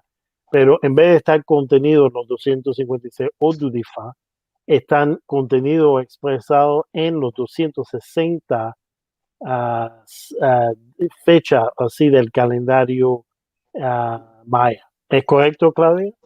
Yeah, the 260 are like deities. Deities. 260 deidades. Ok, perfecto. Ajá. Póngale, no solo eso, pero los tonos. En los tonos son 13. Y 13 tonos, 260 deidades. son 13 tonos, y los 20 nahuales te dan tus 260. Ok. Esos 13 tonos también representan diferentes cosas. Póngale los tonos, es como una pirámide. Y el tono y los tonos del 1 al 7 son más que con las cosas de ser así mundial, cosas del mundo, de uno lo que está viviendo. Del 7 para el 12 son energías más espirituales. Y el número 13 representa la combinación entre cómo manejar lo espiritual y lo mundial junto. Lo espiritual y lo mundial, o sea, básicamente Y el 13 es la combinación de los dos. exacto. Physical and spiritual. O sea, que Con basado los en ancestros también. exacto, basado como una vibración, o sea, dependiendo si la vibración es más alta, o sea, está hablando de una cosa, un evento o una relación espiritual o celestial, una vibración, vamos a decir, simplificando más bajo, está hablando, o sea, es todo el espectro de vibraciones que conecta el mundo espiritual con el mundo terrenal, o sea, oro con aire, ¿correcto? Sí, Okay. sí, trabajan en común, pues, ajá. Dependiendo de la vibración del número y del nahual, se puede ver ciertas cosas del día, ciertas energías, porque el nahual tiene ciertas energías específicas, el tono también, y cuando lo combinas con la energía de la semana, la trecena, ahí es más y más, así puedes adivinar las energías en que uno está manejando y trabajando al diario o semanal. Okay. So now shifting, so para que la persona que nos sigue en español, creo que ya tiene una idea. Now for Teresa and our English speaking audience's benefit, again, um, and this is why this is a special show because we're basically really trying to not leave anybody out, like especially the Spanish speaking community. I think it's very important for them to understand what this is about and honor those ancestors by being able to at least deliver part of the messages back, but also for our English speaking audience to also to discover and to be exposed to a very sophisticated, very respected and ancient way of basically interacting with the natural and supernatural world, right? So as Claudia was saying, Claudia, you're saying by the intersection of the tone, the day of the week, and the nawal, you can basically divine certain situations. That intersection of those coordinates, if you will, provides keen insight into what's going on for that person at a given time and space, and how they can best deal with that energy. Is that a good way to summarize it, or? Así es, así es. No Okay. solo eso, usamos el calendario, pero lo usamos con algo que se llama tzité. Entonces, en la iniciación, cuando te dan la vara sagrada, en tu iniciación te dan lo que se llama tzité. Son unos frijolitos rojos que vienen del árbol del tzité. Y ese se usa para adivinar y se usa con el calendario. Es una cuenta larga, pero se pone el tzité y se hace el conteo y te dice cosas positivas, negativas, el tono, te dice lo que uno hace toda la división, pero es con el tzité, con unos frijolitos. So, En lugar in de terms, tarot, en lugar de the cowrie shell, yeah, exactly. So no the cowrie shell, no tarot cards. These are little like red beans, and they come from the tree of the tzité. And so when you get initiated, they give you your 260 tzité, and that's what we use to divine with, and we use it, and we spread out the beans, the tzité, we spread them out, and we divine with them, and we start using the days and the tones. Okay, so I just want to sort of go back a little bit because, just to make it a little bit clear for people. First of all, what is a tone? What is a nawal? And how do the beans come into play with this? So just to sort of, the basic, okay? Okay. So basically, and we're going to do this soon with both of your birth dates. Okay. So everybody Yes. comes onto the earth with a nawal, with an energy. Okay. So you have, there's 260 energies that you could possibly come in with. One of those energies will be yours, assigned to you. Okay. So once that energy is assigned to you, that's how you move through this world. That's how you see the world through, or that's what you're progressing to, or and there's some energy of conception that you come from, and there's a destiny energy, right? So there's characteristics that you're already coming with. There's knowledge that you're already coming with from conception. There's energy that you're doing in the moment and what you're harnessing in the first kind of stages of your world. And then say after 52 years of age, the later part of your world, it's like kind of, it's pushing to the next part of your cross, your Mayan cross, is broken down into your birth sign. So the one that you are assigned from the 260 days, they go back, okay, how many days of conception there are, and they sit there, and that's your conception Nawal. And then there's a destiny Nawal, the energy that you're moving towards. And then on either side, there are also helpers, energies that will sit there and guide and help us, but will also put challenges or create challenges in our path. Now, the tones are energies and resonations that again coincide with the Nawals. Okay. And the tsite, the little red beans, the tsite, along with the calendar, is what you use to divine with. Okay. It sounds very complicated, because doesn't it? And tonight, because I'm a traveling girl, the small, medium, at large, I do not have my tsite or the ability to do a long reading for you guys. Right. But we're gonna break it down and use an example, both of your birthdays. Yes. Okay. Please. So whose did you pull up there? That's mine. Oh, of course. Okay. I thought I was going first. Okay. I'm gonna get really childish. No, I'm kidding. Since you already had a Jean-Jerome, I'm kidding. You know, I'm Oh, always no. the man who does ladies first. All right, there you go. That's yours. You are. I am. A. Yes. Teresa, you are 1A. Okay. So 1A is basically new A is A? and one. Like in Canadian? What is A? Yeah, A.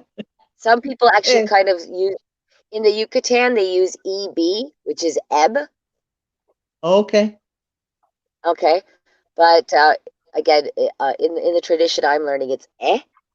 I like it. Yeah. It represents the path.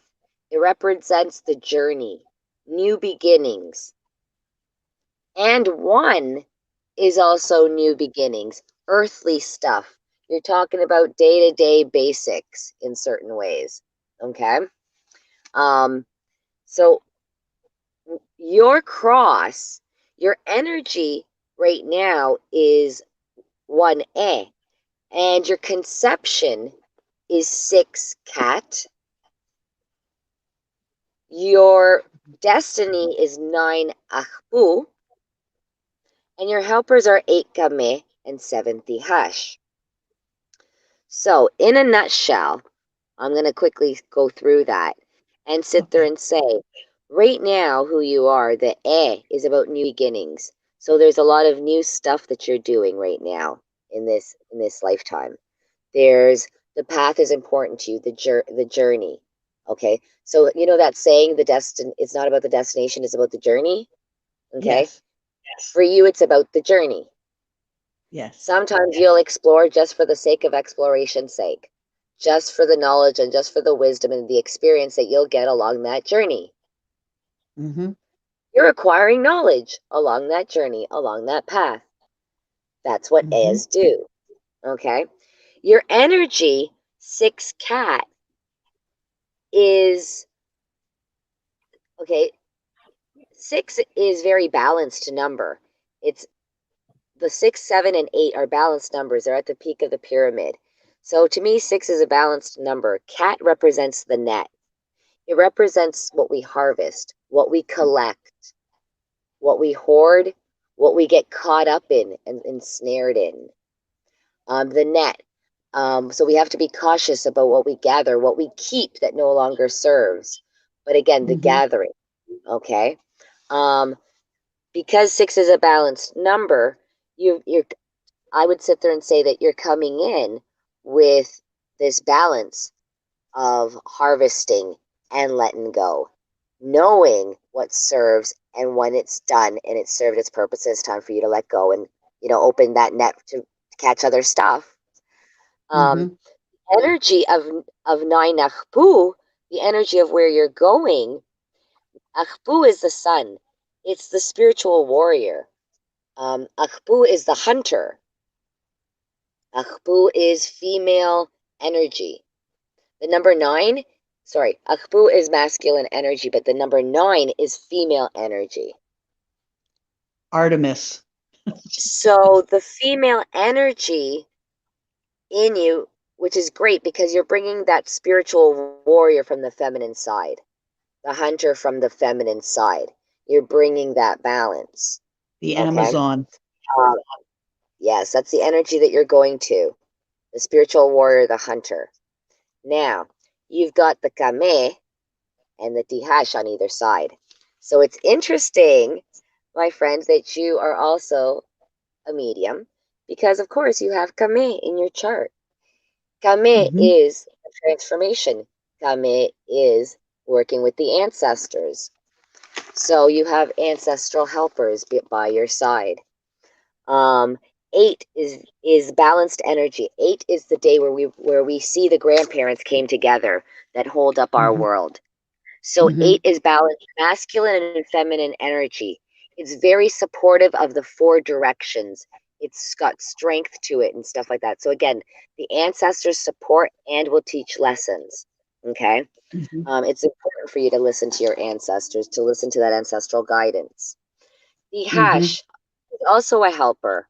7 Tihash now has 7 is balance, but it's almost also like the number that like bringing things to a head, like a pimple. That's okay, me. and Tihash is the obsidian blade. Tihash is the blade. Now, Tihash is a warrior's tool, or it's a surgeon's blade. And because the 7 brings things to a head, I would sit there and I would say that some of the caution or some of the lessons are them teaching you how to wield the blade. When you do, you need to be a warrior with the blade. And when do you need to be a surgeon and heal with the blade? And when do you need to be a sculptor with the blade and fine-tune things? Okay, so there's 3 ways that you can kind of use that energy. Okay, so again, there's the more ways to ancestors, skin a cat. right? So yeah, or more ways to use that tool. Because again, it can be a warrior tool and it can be very harsh and it can be very cutting. And sometimes that's needed. Hey, it's there for a reason. And to defend. But at the same time, it's the surgeon's tool. It removes away abscesses. It cuts away things that no longer need to. It's the surgeon's tool and it can be healing. So again, that healing energy, the healer qualities, right, come out. And also again, fine tuning, what no longer serves and just kind of fine tuning what we see as the right thing. So when I look at your chart, like I said, and I mean, I only went with the 4. Some people do like 3. See how you have the 3 across the center, and then you have 1 in the middle at the top and 1 in the middle at the bottom. If we were to do a longer, fuller divination, we would also use 3 on the top, 3 in the middle, and 3 on the bottom. So we would see at 3 different levels what you came in conception with, the 3 that you're dealing with now, and the 3 that are going and leading what they're leading you to. So you're looking at like a past, present, and future, or present, near future. Yes, not only that, but as the Maya, we also believe that in certain ways we are the ancestors. We are also the future generations, that there is really no past, present, and future, that everything Right. is being lived simultaneously. Absolutely. I love that. That's amazing. I like that. You are a complete package. I like this Mayan cross. You come as a complete package to fulfill your destiny, and away you Yes. go, right? So you are you are your living ancestor in a way too, right? So basically, when we can do this Mayan cross, when we can find out your Mayan cross, we can see how you relate to the world, how you will relate to each energy of the day. And based on this, if you had questions, we can see what's coming up in the calendar, what's coming up in the next few months. We can see Right. what your energy brings to it, how it's going to relate with you, and answer Right. those questions or play it out that way. Right. Right. Right? I love this. And it just kind of builds from there. I like this. I like Yeah. this. This is really good. So thank you. Thank you. You Thank are you, Claudia. welcome. And now Maldiosh. we can go, now we can, and how do you say thank you? What's the correct phrase? Maltiosh.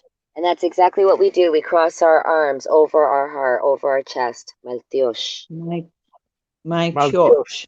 Maltiosh. Maltiosh. Maltiosh. Okay. And now we can do Maltiosh. Jean-Jerome. Well, well, before we do that, so just for Okay. summarize a little bit in English, but also switching to Spanish a little bit.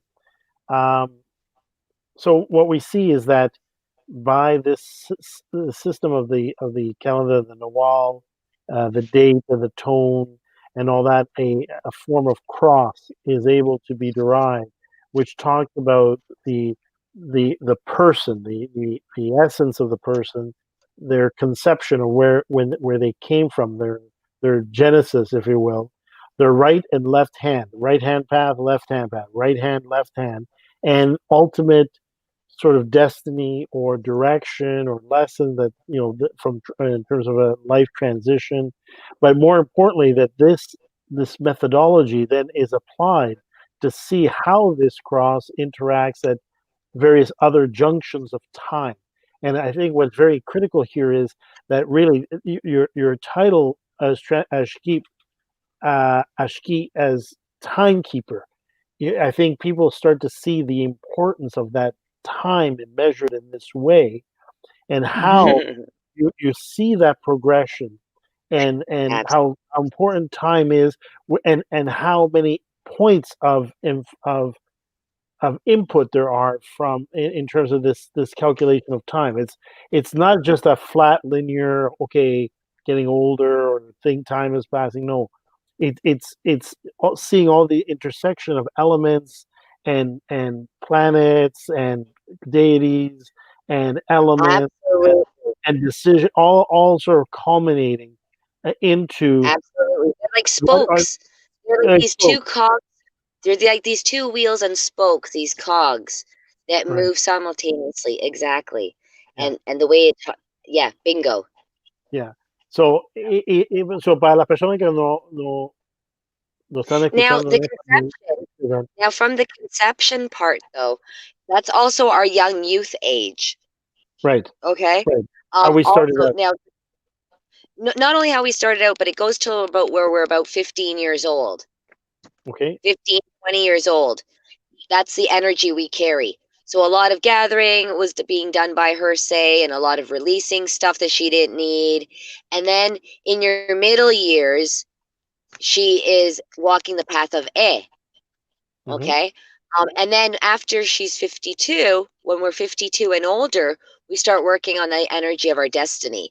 So she's, you know, working with energy of Ahbu as well. Do you know what I'm saying? They all kind of tie Perfectly. in. Crystal And they clear. also go by stages of your life. Right. Mm. And essentially it is with your right and left hand, that equilibrium of the two, that also helps you The to make that balance. transition from the conception to the destiny. Sí. Sí. Okay. Yes. So, traduciendo, Muy importante. Vamos a tratar de resumir, pero para que las personas que nos escuchan en español no se queden, vaya, fuera de la conversación.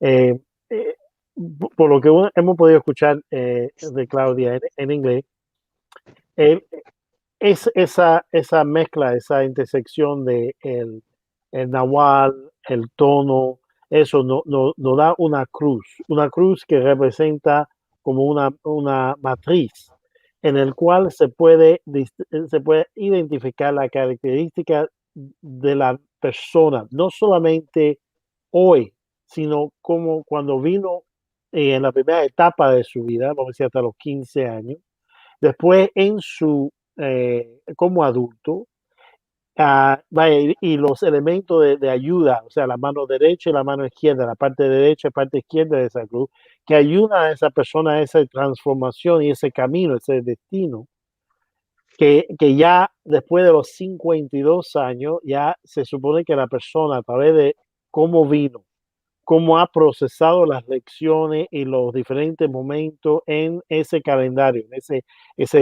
ese progresión de tiempo, ya se supone que a los 52 años ya la persona se acerca o afila más hacia el destino por el cual vino a la tierra. O sea que ya para esa edad ya se dice que entra otra etapa donde el destino o el cumplir ese destino ya es más crítico. Pero también lo que yo hice el comentario y énfasis, que también uno entiende por qué el concepto de maestro o maestra del tiempo, o sea, ese concepto del Ajq'ij, de ser no solamente un guía espiritual, sino una persona que cronometra, o sea, que mide el tiempo, pero no mide el tiempo de un día para otro, una semana para otro, un mes para otro, sino viendo las fuerzas naturales y sobrenaturales que influyen en ese destino, en ese ser humano, y viendo su evolución y como a través de su cruz, o sea, es cómico porque se dice la expresión cada uno carga su cruz. En este caso, es una cruz espiritual que predetermina la característica de la persona y ver Así cómo es. puede evolucionar y a través del tiempo, o sea, en ese trayecto de lo que nosotros llamamos la vida, cómo ese trayecto lleva a un destino que la persona debe o se supone ha venido a cumplir. ¿Okay? Y también es muy importante, interesante porque nosotros decimos que el lema de nuestro programa en Life is the journey our ancestors began. Y Claudio hizo una referencia a que los mayas se mira a las personas vivientes como los futuros o existe y futuro ancestros. O sea, ese concepto de continuidad y de que este proceso sigue a través del tiempo, el espacio y operando en diferentes niveles y vibraciones, diferentes mundos. Claudia, si me he equivocado en la... Oh, she fell off. Claudia, Sí. se te cortó. So, yo No, hice un poquito... ya me ¿Qué fue lo último que tú escuchaste? sí, estabas hablando de la cruz que uno carga y cómo uno desarrolla las energías de la vida, de la naturaleza, de todo. Exacto. Sí, Entonces, claro, eso es lo que yo he podido entender de tu explicación. Esa explicación, esa forma de escribir, ¿es correcta? O sea, he sí, lo podido... estás explicando y traduciendo bien.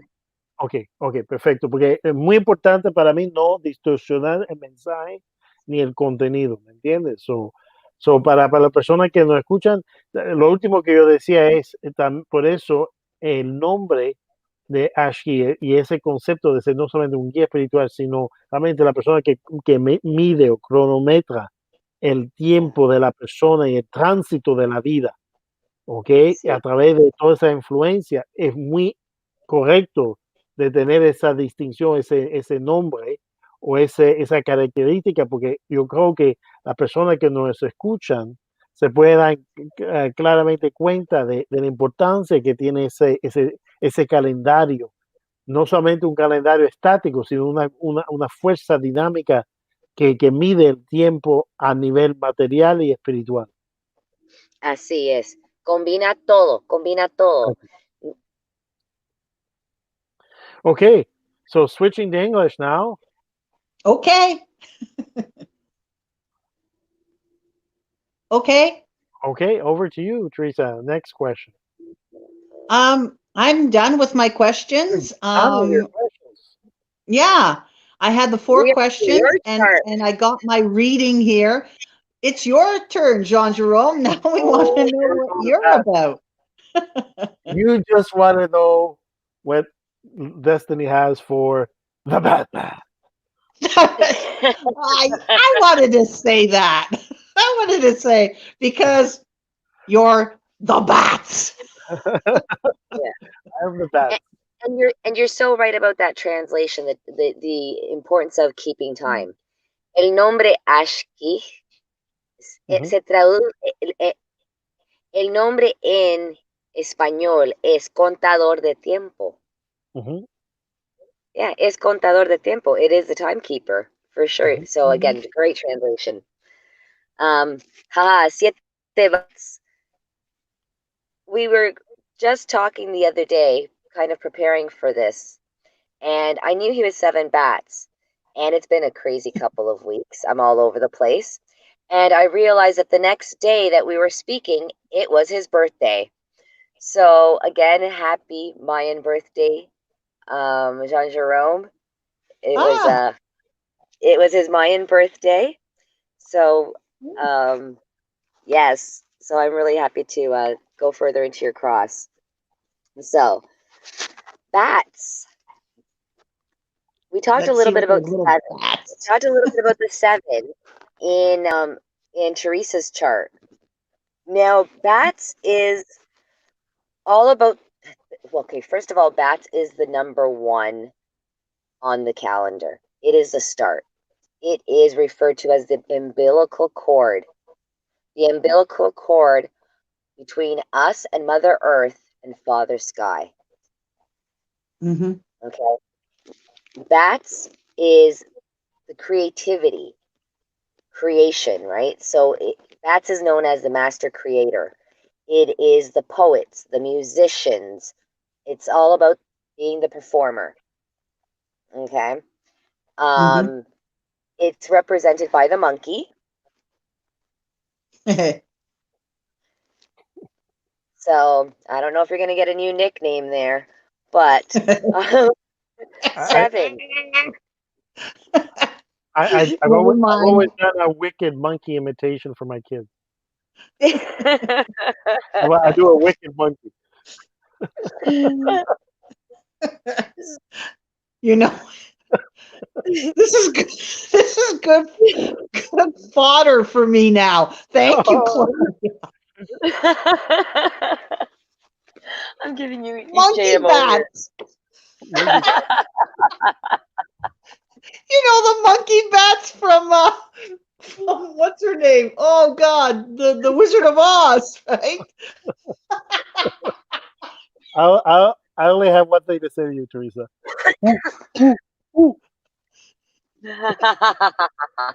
Oh, this is gold, Claudia. You realize this? Oh, Jean-Jerome, you're not going to live this down. Absolutely. The monkey loves to clown around. It loves to bring joy and happiness. It loves to perform. Now, it's combined with the 7. I love the monkey. So it's balance. And it's starting to get into that spiritual realm. So he combines some of that poetry, some of the music, some of creativity into the spiritual. Gee, imagine that. Look at what you're doing, right? And in your cross, you come from, right? So you come from 12 Akabal. You are going, and your destiny is to Kawok. Your 2 helpers and guides, and the ones that also teach you the lessons, create some pitfalls here and there, is Kan, 1 Kan, and 13 no. Now the tones, you don't see the tones in the one you pulled up here, but like I said, I went a little further and I actually took your calendar and got the tones for the others. So 12 Akabal. Akabal is the first light. Akabal is that just that dusk, the dawn. Akabal is things that are in the occult, that are in the hidden. It's brought to light. Okay. 12 again is a very spiritual number. You're dealing with the spiritual aspects. So a lot of the beginning stages was bringing spiritual aspects to life, bringing spiritual aspects out of the dark into the forefront. Okay. 2 Kawok. The 2 is about partnership. The 2 is the duality, balance. Kawok is the midwife. 2 is family and community, relationships. Well, so is Kawok. Kawok again is the midwife. So you're birthing the creative into the spiritual which you bring to others. Kawok is family and community.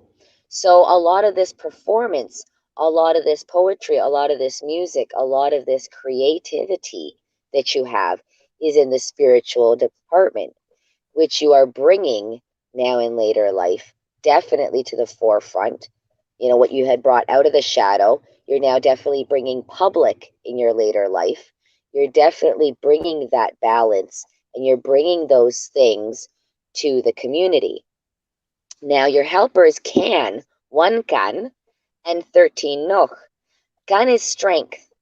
Kan is power. Kan is sexual energy. Kan is the serpent. Okay? So, again, you have to sit there and work and balance. And it's new power, new sexual energy in a different way, using that. Okay? Energy. So that's kan. You also have 13 noch. 13 is now the combination of the physical and the spiritual. So that number, you combine the mundane physical with the spiritual. And noch is knowledge. Noch is wisdom. Noch is how you learn, how you use the lessons that you've learned to further progress and get ahead. So right now, performing with strength and power and using the right knowledge to bring that physical and the spiritual together. It's funny too, the 2 Kawok. When you bring this, I mean, just right now what you're doing on this show, you are bringing to light the differences, because Kawok is all about community and about uniting. So you are uniting different paths, different traditions, and you're bringing out the similarities. You're bringing out the unity in them. Okay. This, again, is part of your destiny. You are living into your destiny. Nice. Okay. I love it. So that is Very, very good. I like this. I really, really like this. I like the way that's coming. So But I think it's very evident, like from listening, Claudia has really grasped, has really studied, is living this tradition, and it warms my heart. And one of the reasons we did do this show is to really to showcase, to bring out, to be proud of these ancient wisdoms, ancient traditions, ancient culture that are very much alive.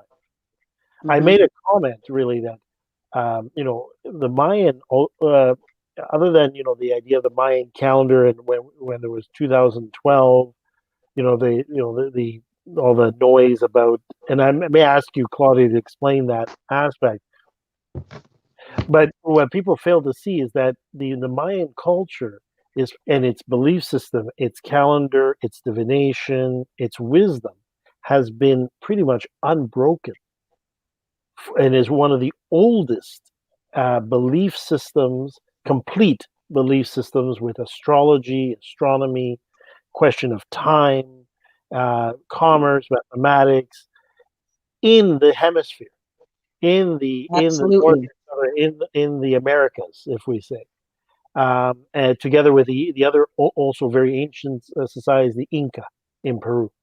But really, it warms my heart to know that Claudia is right there in the trenches, trying to to be truthful Continue.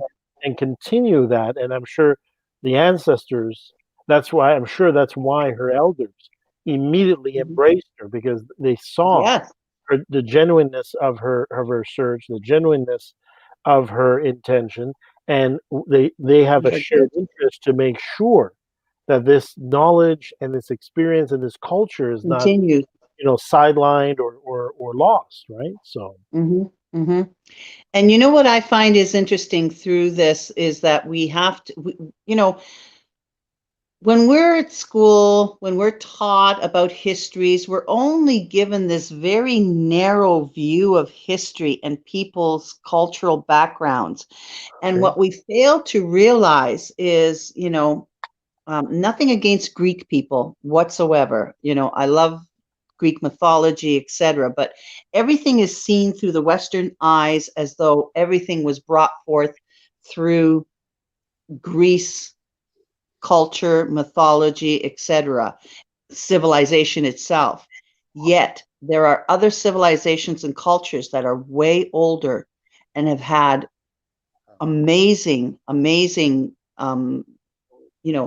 influence on to their people on this earth. That we forget that there are other cultures with such a sophisticated form of divination, of living their life and having astrology, mathematics, far advanced society. I mean, here we are. 2012 was when finally the Mayan calendar had ended before it started again. Tell me what other culture that would have done this. This is what I want to make sure that people are aware of, that here in the Americas, right, that there was a flourishing civilization. It wasn't just over there in Europe, right? And even farther back, when we think about the Mesopotamians, etc., we have to kind of like open our eyes and look at other cultures out there that were just as sophisticated and just as influential on all of us, and thank you, Jean-Jerome, for mentioning that. This is a complete system unto itself, and this has to continue. So I'm very glad that Ms. Bavidelli Fa told you to pursue this, and I'm sure the ancestors as well. There's a question from Danielle. I'm going to just engage some questions because, in the interest of time, yes, I have to be sensitive to the fact Claudia is sitting in a car outside of Tim Hortons in the middle of the dark. Sorry, I know, and she has to probably go to the bathroom at some point. She's truly showing her Jaguar warrior spirit right now, and the obsidian blade right now. She's just toughing it out. It's funny because you know what, Jean-Jerome? That is actually in my cross. I am Kame, who works with the ancestors, but my conception is Tihash, the obsidian blade, and my destiny is Ishbalam, Ish, which is feminine, Jaguar, waters, all that kind of energy, the altar, Ish energy. Yeah. So that's funny because that is exactly in my cross. I am living my destiny as well. Absolutely. Nice. But we are human, so I don't want to abuse your. Yeah. We don't want to put. So we don't want to put it. I'll try to quickly just go through a couple of questions. One question from Bocono Daniel is your he was mentioning the calendar which you use, is it the Zolkin? Yes, the Zolkin is the ceremonial calendar. That's the one that we use for the day-to-day count. The ceremonial. So el día a día ellos sí utilizan el Zolkin. Él pregunta, ¿usted utiliza otros calendarios? Yeah, there is other ones. The HAB is probably the next used one because that's the agricultural farming one. When to Uno plant, de la when to agricultura. harvest. ¿Y cómo se llama? HAB. Hub. HAAB, el HAB. Hub. El Hub. El otro calendario es Hub, que es Es el para más la, de la agricultura. sí, es cuando uno puede sembrar, es cuando uno puede cosechar. Okay. Entonces, esos son basados en 360 días. Es Okay. acerca de toda la siembra. Nosotros para la ceremonia solo usamos los días de Wayeb. Son 5 días que usamos de ese calendario. Okay, perfecto. So they only use 5 days of that Hab calendar. Yeah. Otherwise, it's used primarily for reasons of agriculture. Now, Jane, original. go ahead. Sorry if you wanted to keep No, translating. go ahead. Go ahead. I was going to sit there and say, yes, the Mayans did use a lot of calendars. They use also planetary calendars. So they use, for instance, the sun calendar. They use the Venus calendar. There was approximately 23 calendars that the Mayans used. Oh, wow. And they were very much around astronomy, around the constellation. So there was the Venus calendar. There was the sun calendar. They had the HAB, which was the agricultural calendar. Basically, like I said, the ceremonialists, the people that use it today, we've gotten down to the 2 calendars. Yeah, and those are pretty heavy duty and enough. Yeah, dice que por razón práctica, ahora ellos tenían 13 calendarios, dijiste, o 20 y pico. 23. 23 calendarios antes, pero ahora por razones prácticas, ellos han quedado con el Solkin y el Hab. O sea, por el día a día. Pero antes había 23, algunos basados en los planetas, como Venus, el Sol, etcétera, o diferentes cuerpos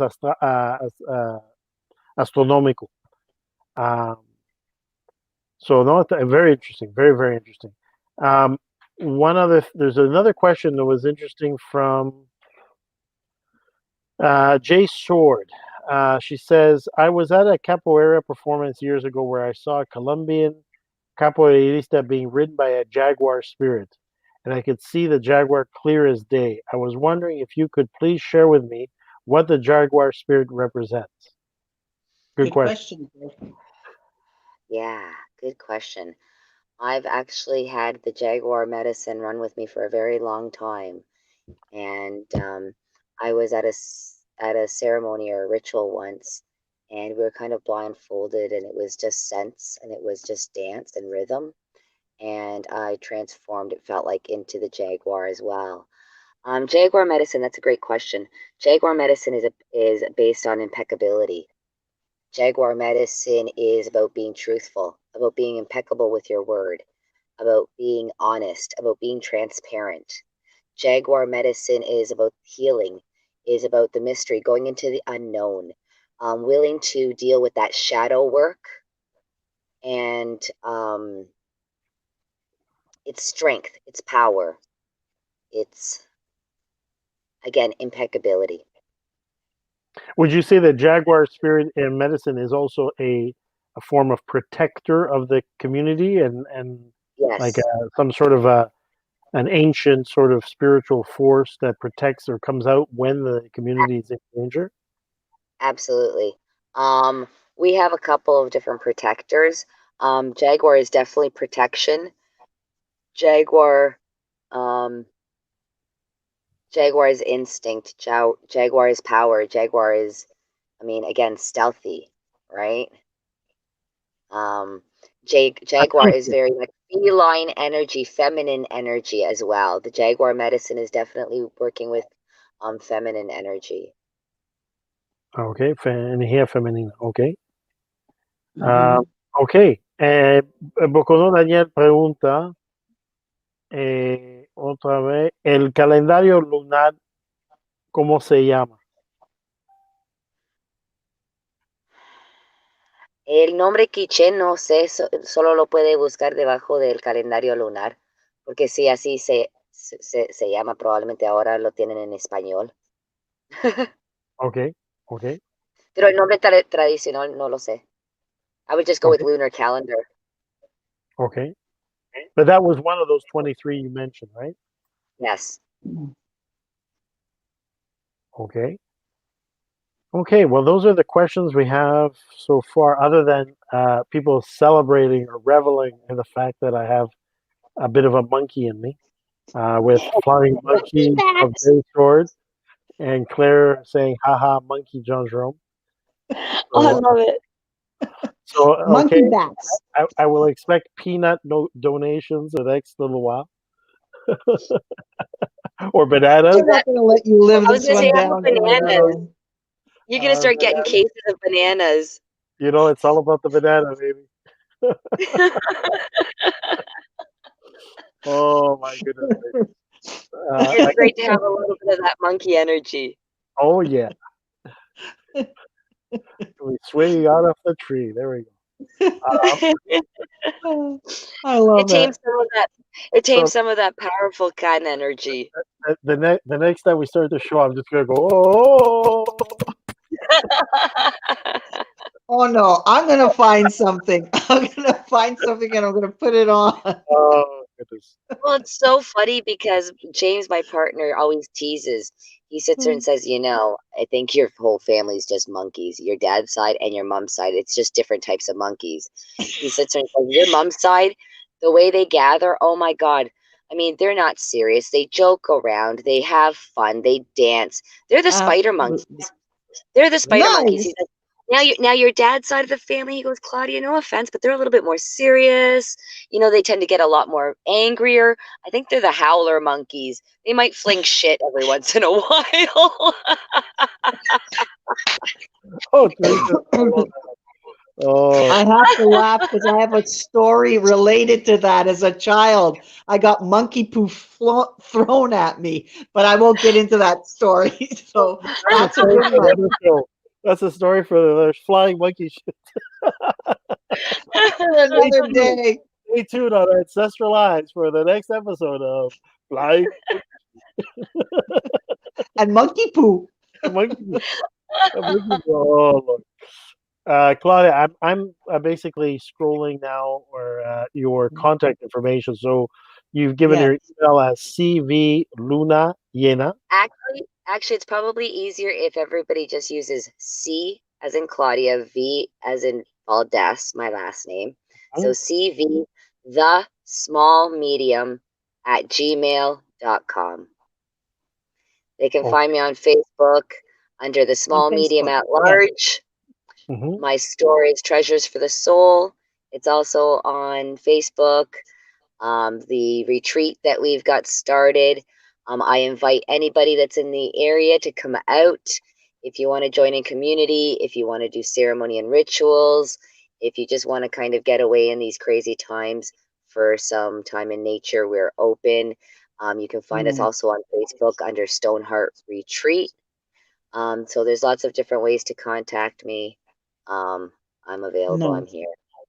Or contact the show and we'll put people in touch. Not a problem. So And Claudia, go ahead, Jean-Jerome. oh, go ahead. So Claudia, we're going to draw this to a close because I know we have to let you go too, and we want to ask what your quote is, your life quote, or the words you live by, or something that resonates with you. Do you have something, Claudia? Wow. No I'm pressure. glad you warned me about this, and I thought about it. Now, James gave me a smart one, and I'm thinking it's good, but it's not mine. And I'm thinking, what would I say? And the only thing I could come up with was actually this tattoo I want to get. The first Okay. tattoo I got was an actual Mayan bracelet. I've got all of the symbols of my family. My mom, Nice. my dad, myself, my sister, and my 3 children. I did an anklet of their Nice. nawals with the sun and the Yeah. moon on my ankle. But the next tattoo I want to get, it's kind of, if I was going to have a motto or a saying in life, which I really kind of don't have necessarily, I have a couple I guess I use. But this one, I want to get the symbol of Kame, which is again the symbol of transformation. It's a symbol of death. And I want to get the symbol, and the line that I want around the arm as a bracelet is from ashes to ashes, ashes to ashes, dust to dust, in between, live as you must.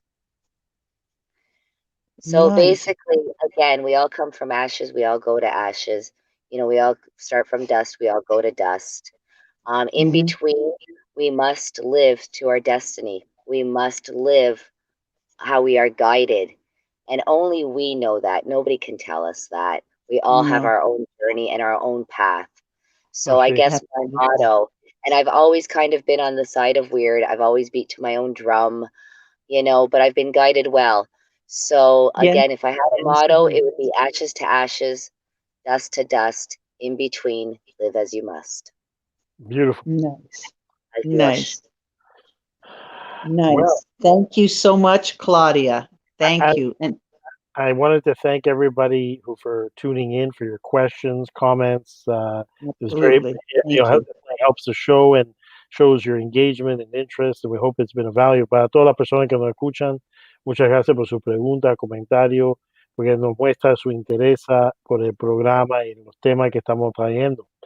I would be remiss, this is becoming our tradition, to thank a special thanks to Awo Logbo, our now becoming official Ancestral Eyes mascot, Mojo, for his dedicated uh, uh, viewership, as always Here he watching is. our shows, and always comes up to the laptop with Beth.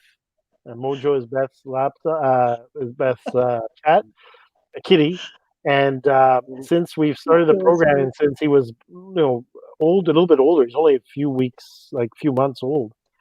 He has systematically now for the last 8 shows been watching the show every Friday when Beth turns it on. He will just sit there and watch the whole show and Look turn at his him. head and cross his legs and everything else. So to our most loyal and furry viewer, Mojo, thank you for your Mojo. thank you for tuning in, my brother. Mojo. Hi, push. Hi, push, push, push. Mojo. Look at him. I wonder what he's doing, eh, Beth? So anyway, I want to thank once again Claudia. Thank you ever so much for coming on our show, saving our butts, and such an interesting show. I love it. Okay, I really do. And it was such a pleasure to meet you at Conjuration Camp. It truly was. And I'm grateful that that Utu had put that together for us. For I think it was the only festival, the only event for the whole North American continent. So thank you once again to Utu, 100%. Conjuration Camp, and everybody who helped him, and the ladies who helped with that event, and of course, oh my God, the people whose land it was on, the host and the hostess. Beautiful piece of land. Oh my God, like Jean-Jerome said, leave me here for 3 months. And I laughed and I said, sure, we'll come back. And he's going to look like Tom Hanks in Castaway with his hair blown out, beard. Now, in retrospect, I'll just be swinging from the tree. Monkey. Monkey. Monkey. Oh, Claudia, that's priceless. Absolutely. Thank you so much for having me on. It was Thank a you very pleasure much. to meet you guys. You are absolutely right. Again, divine timing and much blessings to Brother Utu, who put on a great event, to Cat, Absolutely. Monkey, and to the wonderful hosts.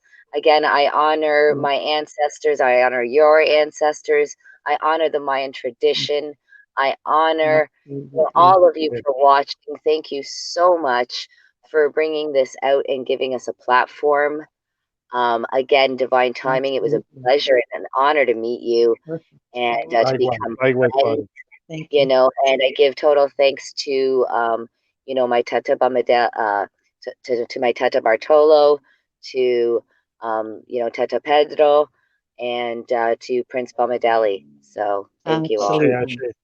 Ashe, ashe, And to all ashe. the ancestors out there, we greet Ashe. you, we salute you. To all the Orisha, to all the spirits Yes. that support us, we embrace you, we respect you, and we continue your work and labor on this plane until we are called back to the spirit world. So many blessings. Ashe. Absolutely. And I want to thank everybody for tuning in to our show and our loyal listeners and watchers. Thank you ever so much. And may everybody have a safe weekend. This is a long weekend here in Canada. It's the Labor Day weekend. I think it's the end of the summer. I'm sure a lot of other people think so too. It's pretty cold up here. Finally, the wind has stopped blowing. I was losing power and everything. But anyway, to everybody, thank you for tuning in. I hope you enjoyed the show. And next week, who do we have next week, Jean-Jerome? Next Before we week go, is, give me one sec. Patricia? Patricia, yes. You want to talk a little, just mention her? Patricia Woodruff, who Mhm. is a Slavic academic, will be bringing all of her knowledge with regards to Slavic mythology, Slavic paganism, and I look forward to that show too. So tune in next week when our guest will be Patricia Woodruff. And for now, I want to say goodbye to everybody. Drive safe, be safe, have a wonderful weekend. And bye. Bye-bye, everybody. Otabo, bye-bye. Okay, bye-bye. Okay, bye-bye.